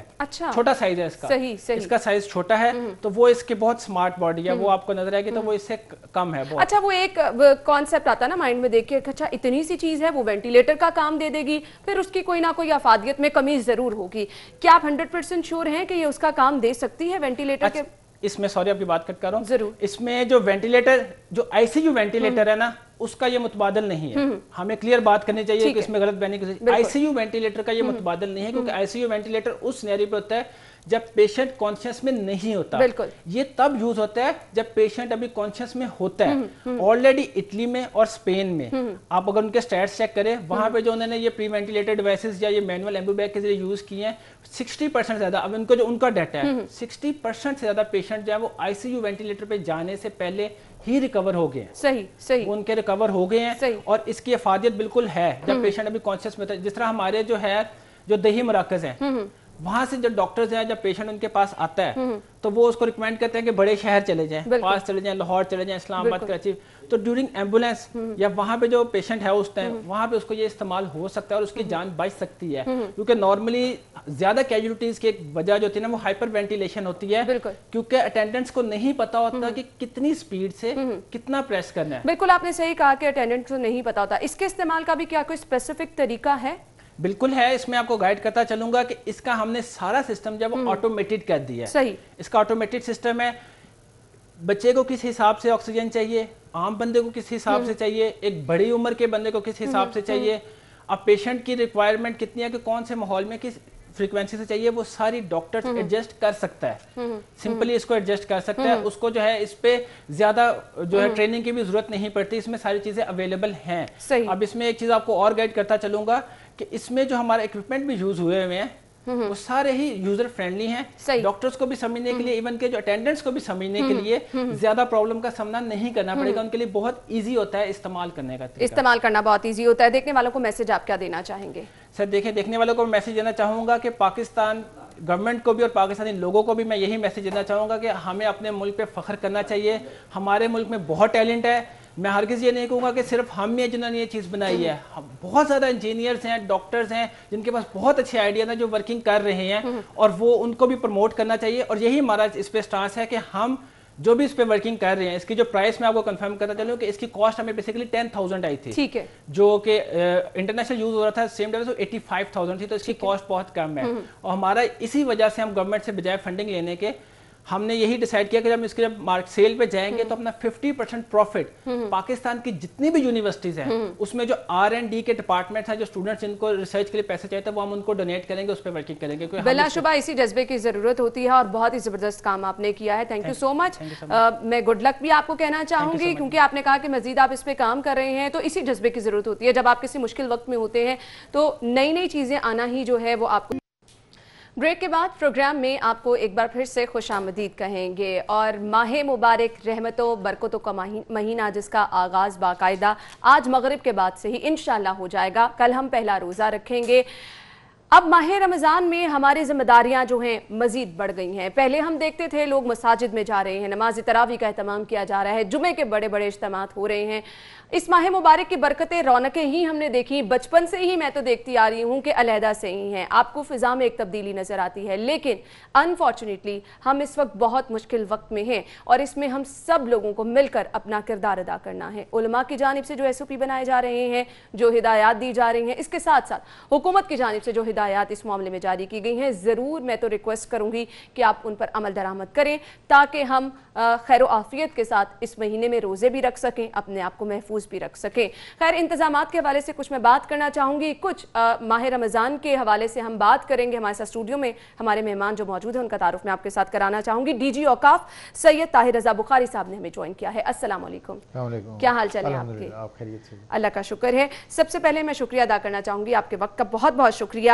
ماہ رمضان کی آمد ہے, کیا کہنا چاہیں گے آپ مبارک مہینے کے حوالے سے؟ بس ماہ رمضان اللہ کا مہمان, اللہ کا یہ مہینہ ہے. نبی صلی اللہ علیہ وسلم نے شعبان کو فرمایا تھا کہ شعبان و شہری, کہ شعبان میرا مہینہ ہے اور رمضان اللہ کا مہینہ ہے, اور یہ ایک مہمان ہے. اور مہمان کے آنے کے ایک تو جب وہ آتا ہے تو اس وقت آپ ایک تاثر دیتے ہیں, ایک اس کے آنے سے پہلے جو ایک تیاری کرتے ہیں. اور آج کا جو دن ہے جس کو یہ ہے شعبان کا آج آخری دن, تو حضرت سلمان فارسی کہتے ہیں کہ نبی اکرم صلی اللہ علیہ وسلم اس دن میں ہمیں ایک خطبہ فرمایا کرتے تھے کہ قد اظلکم شہر عظیم مبارک, کہ لوگوں تم پر ایک ایسا جلیل القدر عظیم المرتبت مہینہ سایہ فگن ہونے والا ہے جس کی ایک رات کی عبادت 1000 مہینے سے بہتر ہے. سبحان اللہ. اور پھر اس مہینے کو نبی اکرم صلی اللہ علیہ وسلم نے فرمایا ہوا شہر الصبر, کہ یہ صبر کا مہینہ ہے. اور آپ نے فرمایا کہ ہوا شہر المواسات، یہ غم گساری کا مہینہ ہے. غم گساری اس اعتبار سے کہ جو آپ کے دسترخوان وسیع ہو جاتے ہیں اور احساس کا جو دائرہ ہے وہ بہت وسعت اختیار کر جاتا ہے کہ لوگ منت سے لوگوں کو لے کے جاتے ہیں کہ جی آئیں آپ میرے دسترخوان پر بیٹھ کر افطاری کریں. تو جو دین اسلام کا کلچر ہے، ثقافت ہے، اس کے اندر رواداری ہے، انسان دوستی ہے، غریب پروری ہے، دوسروں کے دکھوں اور غموں کو شیئر کرنا، یہ اس کی بنیادی اجزاء میں سے ہے. تو اس کا سب سے خوبصورت منظر اور مظہر وہ ہم اس مہینے میں دیکھتے ہیں. اور جیسا آپ نے ابتدا میں بات کی ہے کہ یہ اس مرتبہ جو رمضان المبارک آ رہا ہے تو اس میں تھوڑے حالات مختلف ہیں. تو ان مختلف حالات میں یا مشکل حالات میں ہماری ذمہ داری اور زیادہ بڑھ گئی. کم از کم میں جب سے روزے رکھ رہی ہوں یا میں جب سے ماہ مبارک کو دیکھ رہی ہوں، یہ بہت زیادہ ڈیفرنٹ اور مشکل وقت ہم پہ آیا ہے. اس پہ اب ہم نے کس طرح سے اپنی ذمہ داری نبھانی ہے؟ اس کو نبی صلی اللہ علیہ وسلم نے شہر الصبر کہا ہے. صحیح. اچھا، صبر ایک تو تکلیف پہ ہوتا ہے، اس پر صبر کریں. ایک یہ ہے کہ آپ ایک کام کرنا چاہتے ہیں لیکن مفاد عامہ کے پیش نظر آپ اپنے آپ کو روک لیں، بالکل یہ بھی صبر ہے. آپ مسجد میں جانا چاہتے ہیں، ثواب ہے، لیکن بعض اوقات مسجد میں نہ جانا یہ بھی خیر والی بات ہے، اس لیے کہ آپ کے جانے سے یا وہاں ہجوم ہونے سے ایک ایسی وبا جو موجود ہے اس کے اور زیادہ پھیلنے کا اندیشہ ہو سکتا ہے. بالکل آپ نے صحیح فرمایا. اور اب یہی میسج جب مسجد اور ممبر سے جائے گا نا، میرے خیال سے تب لوگوں کو زیادہ اس پر عمل درآمد کرنے میں میرا خیال ہے کہ جو ہوگی. مسجد اور محراب اور ممبر والے لوگ ہیں انہوں نے یہ میسج دینا شروع کر دیا ہے. مفتی منیب الرحمان نے کہا ہے، بالکل مولانا تقی عثمانی صاحب اس سے پہلے فرما چکے ہیں، اس سے پہلے ابتدا میں مولانا فضل الرحمان وہ فرما چکے ہیں. تو یہ ایک لیڈنگ لوگ ہیں اور جب کوئی لیڈر بات کرتے ہیں تو اس کا مطلب کہ اس پوری کمیونٹی کے جذبات اس کے اندر شامل ہوتے ہیں. تو ہمیں انسسٹ نہیں کرنا چاہیے کہ ہم نے ضرور ایسے ہی کرنا ہے. اپنے گھروں میں مسجدیں آباد کریں، اپنے گھروں کو اللہ کے ذکر سے آباد کریں. آپ گھر کا جو سربراہ ہے، جو کنبے کا سربراہ ہے، وہ اپنی سربراہی جو ہے مصلی امامت پہ کھڑا ہو کے اس کو بھی وہ، اور اس کے پیچھے اس کے اہل خانہ اگر نماز پڑھ رہے ہوں تو میں سمجھتا ہوں کہ شاید قبولیت کی یہ گھڑیاں. اور مسکنسپشن بھی ہے نا کہ اگر آپ مسجد میں جا کے نماز ادا کر رہے ہیں تو اس کا زیادہ ثواب ہے. اب ہمارے سامنے حالات بھی ہیں، اگر ہم گھر میں نماز ادا کر رہے ہیں حالات کو دیکھتے ہوئے تو اس کا ثواب کیا اتنا ہی ہوگا؟ ثواب اس کا اتنا ہی ہوگا. ٹھیک ہے. اس لیے کہ اب علماء نے آپ کو یہ گنجائش دے دی ہے اور یہ ایک اضطراری حالت ہے، مجبوری کی حالت ہے. ایک تو یہ کہ رمضان المبارک میں جو سنت کا ثواب ہے فرض کے برابر اور فرض کا ثواب پھر 70 فرائض کے برابر، اس میں مسجد اور غیر مسجد کی کوئی تخصیص نہیں ہے اور تقسیم نہیں ہے. گھر کے اندر بھی اتنا ہے، مسجد کے اندر بھی اتنا ہے. ظاہر ہے مسجد کا یہ اللہ کا گھر ہے لیکن مخصوص حالات میں اب جیسا حرم کعبہ بند ہو گیا ہے تو ایسی صورت میں پھر ہمارے لیے یہ اس میں بحث مباحثہ اس کا کوئی جواز ہی باقی نہیں رہ جاتا. خیر اب مسجد میں بھی اگر لوگ تراویح کے لیے آئیں گے، بہت محدود کہا جا رہا ہے تعداد میں لوگ آ سکتے ہیں، SOPs پہ عمل درآمد کرانا بھی بہت زیادہ ضروری ہے. اس کے لیے جو ایک تو گورنمنٹ نے فارمیٹ دیا ہے. ٹھیک ہے. پہلی بات یہ ہے کہ مسجد کی سپیس کتنی ہے اور اس سپیس کے مطابق 6 فٹ کے فاصلے کے ساتھ وہاں کتنے لوگ آ سکتے ہیں. اس کے لیے وہ ڈرائنگ بن گئی ہے، نشان آویزاں کر دیے گئے ہیں، جو وہاں سینیٹائزر ہے، صابن ہے، وغیرہ وغیرہ جو چیزیں، وہ ساری سپرے ہے، کلورین سے دھلائی ہے، یہ ساری چیزیں وہاں ہر چیز موجود ہے. لیکن ان ساری چیزوں کے باوجود ہمیں یہ ترجیح دینی چاہیے کہ ہمارا عمل ہمارے فائدے میں اور قوم کے فائدے میں اور ملک کے فائدے میں کیا ہے. اس وقت آپ دیکھیں جو حالات ہیں اس کے تحت از خود وہ لوگ جو اس مطالبے ہمارے جذبات کی ترجمانی کرتے ہوئے آگے بڑھے، انہوں نے بھی یہ اب کہا ہے کہ ٹھیک ہے مساجد کھل گئی ہیں لیکن ان کھلنے کا مطلب یہ نہیں ہے کہ بالکل آپ سارے قاعدے ضابطے پامال کر دیں. تو ترجیح دیں گھر میں نماز پڑھنے کو. جب یہ اکابر شخصیات گھر میں نماز پڑھنے کو ترجیح دے رہے ہیں، ہمارے جو وفاقی وزیر مذہبی امور نور اللہ قادری صاحب، انہوں نے بھی یہ کہا کہ میں گھر میں تراویح پڑھوں گا. تو ہمیں بھی اپنے گھروں میں اہتمام کرنا چاہیے. 5-7 لوگ، ایک حافظ صاحب، قاری صاحب، ان کا اہتمام کریں، گھروں کو اللہ کے نور سے آراستہ کریں. اور اس کی برکات جو ہیں وہ بھی اس رمضان کے حوالے سے ہمیں اور زیادہ کیف اور سرور دیں گے اور اپنے گھروں کو آباد کرنا چاہیے. بالکل آپ نے صحیح فرمایا. اب کچھ میں کرونا وائرس کی وبا کے حوالے سے جاننا چاہوں گی. بلا شبہ ہم رمضان میں دیکھتے ہیں خصوصی عبادات کا اہتمام کیا جاتا ہے, ہر کسی کی کوشش ہوتی ہے 5 وقت کی نماز پڑھے, تراویح ادا کرے, قرآن پاک گھروں میں پڑھے جاتے ہیں. مجھے یہ بتائے گا, اب اس وبا سے ہم نے اللہ تعالیٰ سے پناہ مانگنی ہے, کون سی ایسی عبادات ہیں جو کہ ہم اسپیشلی اللہ تعالیٰ کے حضور گر گرا کے دعائیں مانگ سکتے ہیں؟ اللہ تعالیٰ کو کون سا طریقہ ہے جو کہ پسند آ سکتا ہے؟ ایک تو ظاہر ہے یہ قرآن کا مہینہ ہے, شہر رمضان الذی انزل فیہ القرآن. ہمیں کثرت کے ساتھ قرآن پاک کی تلاوت کرنی چاہیے. اللہ کو جو بہت زیادہ چیز پسند ہے وہ استغفار ہے, کہ ہم اس کی بارگاہ میں اپنی ندامت بھری ضمیر رکھیں, اپنے گناہوں کی معافی مانگیں, اپنی کوتاہیوں کا ازالہ کریں اور سچے دل کے ساتھ توبہ کریں. اور توبہ ہی ایک ایسی چیز ہے کہ جو ہماری کمیوں کوتاہیوں کا ازالہ کر سکتی ہے, ہمارے جو گناہ ہیں ان کو نیکیوں میں تبدیل کر سکتی ہے. اور یہ جو موجودہ وبا ہے, جو ایک بحران ہے, اس کے ازالے کے لیے اس کے علاوہ ہمارے پاس اور کوئی راستہ نہیں ہے کہ ہم اللہ کی طرف رجوع کریں. اور جیسا کہ اب یہ کہا جا رہا ہے کہ یہ اس سے لڑنے کی بجائے ہم اللہ کی بارگاہ میں اپنا سر تسلیم خم کریں اور اس سے امداد طلب کریں. اور یہ مہینہ جو ہے چونکہ بطور خاص رحمت کا مہینہ ہے, بخشش کا مہینہ ہے, عطا کا مہینہ ہے, لطف کا مہینہ ہے, تو اس میں کثرت کے ساتھ یہ چیزیں کرنی چاہیے.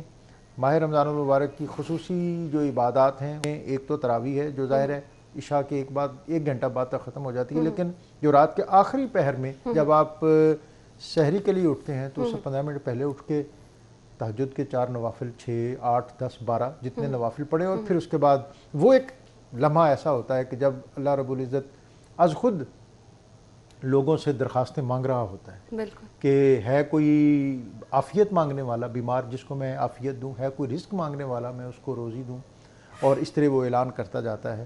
تو تہجد کا اہتمام کرنا چاہیے, قرآن پاک کی تلاوت کا اہتمام کرنا چاہیے. اور بطور خاص جو نبی اکرم صلی اللہ علیہ وسلم نے فرمایا کہ جو آج میں سمجھتا ہوں کہ یہ میسیج ہے آج کا, کہ آپ نے فرمایا جو آپ کے زیر دست ہیں ان کے کاموں میں تخفیف کر دیں. صحیح.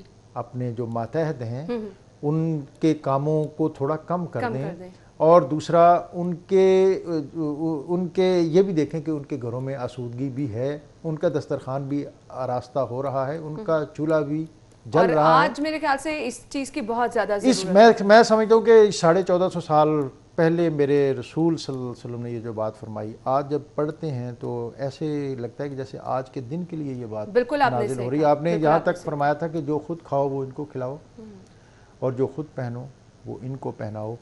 اگر یہ فرامین نبی صلی اللہ علیہ وسلم کے ان کو ہم اپنا لیں تو ہماری سوسائٹی جنت نظیر بن جائے گی. بالکل ایسے ہم گفتگو کا سلسلہ آگے بڑھائیں گے, روزے کی اہمیت پہ بات کریں گے, ماہ مبارک کے 3 اشروں کی الگ الگ سے اہمیت پہ بات کریں گے. بریک لینی ہے, بریک کے بعد ہم دوبارہ حاضر ہوں گے, ہمارے ساتھ رہیے. پھر سے خوش آمدید کہیں گے. سید طاہر رضا بخاری صاحب ہمارے ساتھ اسٹوڈیو میں موجود ہیں. گفتگو کا سلسلہ آگے بڑھائیں گے. ماہ رمضان کی روزے کی اہمیت کے حوالے سے روشنی ڈالیے گا. یہ ظاہر ہے جو اسلام کے بنیادی پلر ہیں ان میں ہے, اور نماز اور زکوٰۃ اور روزہ حج یہ وہ فرائض ہیں جن کی ادائیگی سے ایک مسلمان بنتا ہے. اور روزہ جو ہے یہ ایک ایسی عبادت ہے کہ جس کا اجر جو ہے یہ حدیث قدسی میں جیسا کہ الصوم لی, کہ روزہ میرے لیے ہے اور میں ہی اس کی جزا ہوں, اللہ تعالیٰ فرماتا ہے. عرب کے اندر جتنی ہماری عبادات ہیں ان کا کوئی نہ کوئی کانسیپٹ موجود تھا. نماز کا موجود تھا.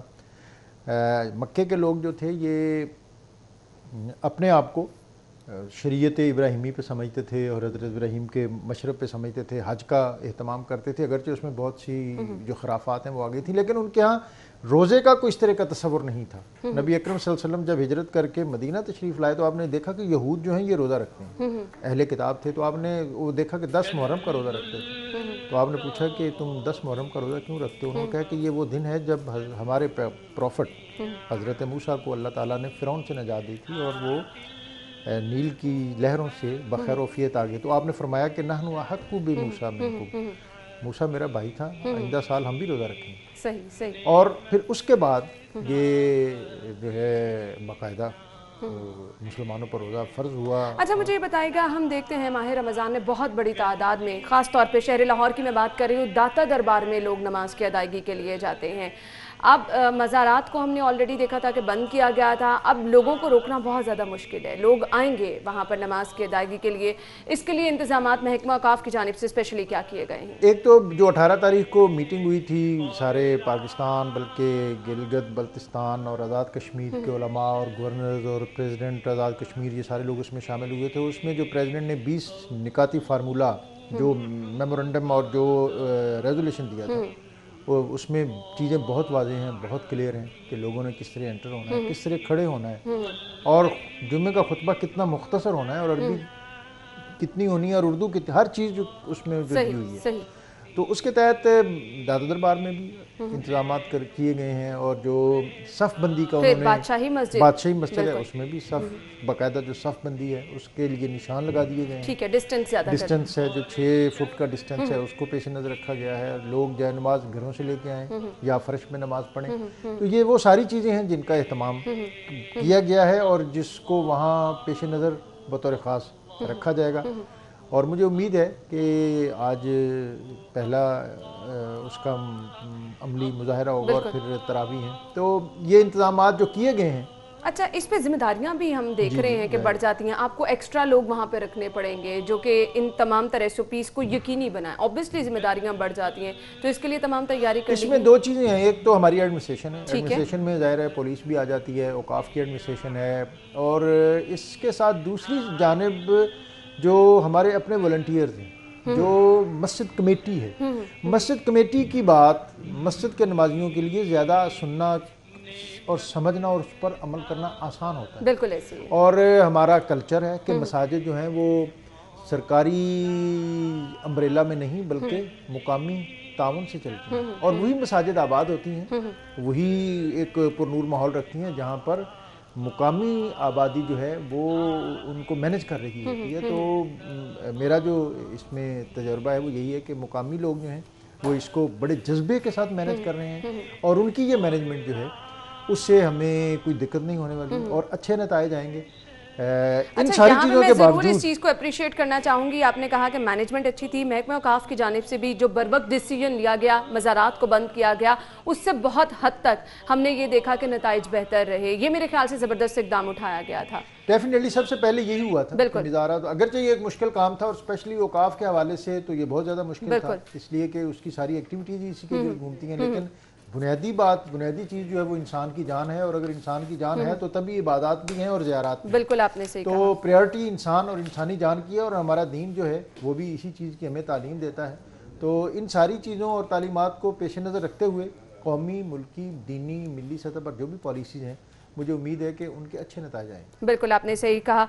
क्या मैसेज देना चाहेंगे देखने वालों को? माह रमज़ान मुबारक में एक तो जो नज़्म व ज़ब्त है उसको भी पेश नज़र रखें, और खुशू व खुजू और बहुत अकीदत अरादत के साथ ये जितनी भी रिचुअल्स हैं, रसूमात हैं, रोज़े के जितने भी ज़वाबित हैं उनको फॉलो करें, और अल्लाह रब्बुल इज़्ज़त की बारगाह में गिड़गिड़ा कर अपने लिए, पूरी इंसानियत के लिए उसका रहम और उसका फजल तलब करें। बिल्कुल ऐसे ही है, और इसी चीज़ की मेरे ख्याल से ज़रूरत है। मैं आपको भी गुड लक कहना चाहूँगी। मेरी दुआ है कि अल्लाह ताला आपके लिए भी आसानियाँ पैदा करे, क्योंकि आप लोगों को भी बहुत बड़ी जिम्मेदारियाँ हैं जो आपने निभानी है। थैंक यू सो मच, बहुत बहुत शुक्रिया आपके वक्त के लिए।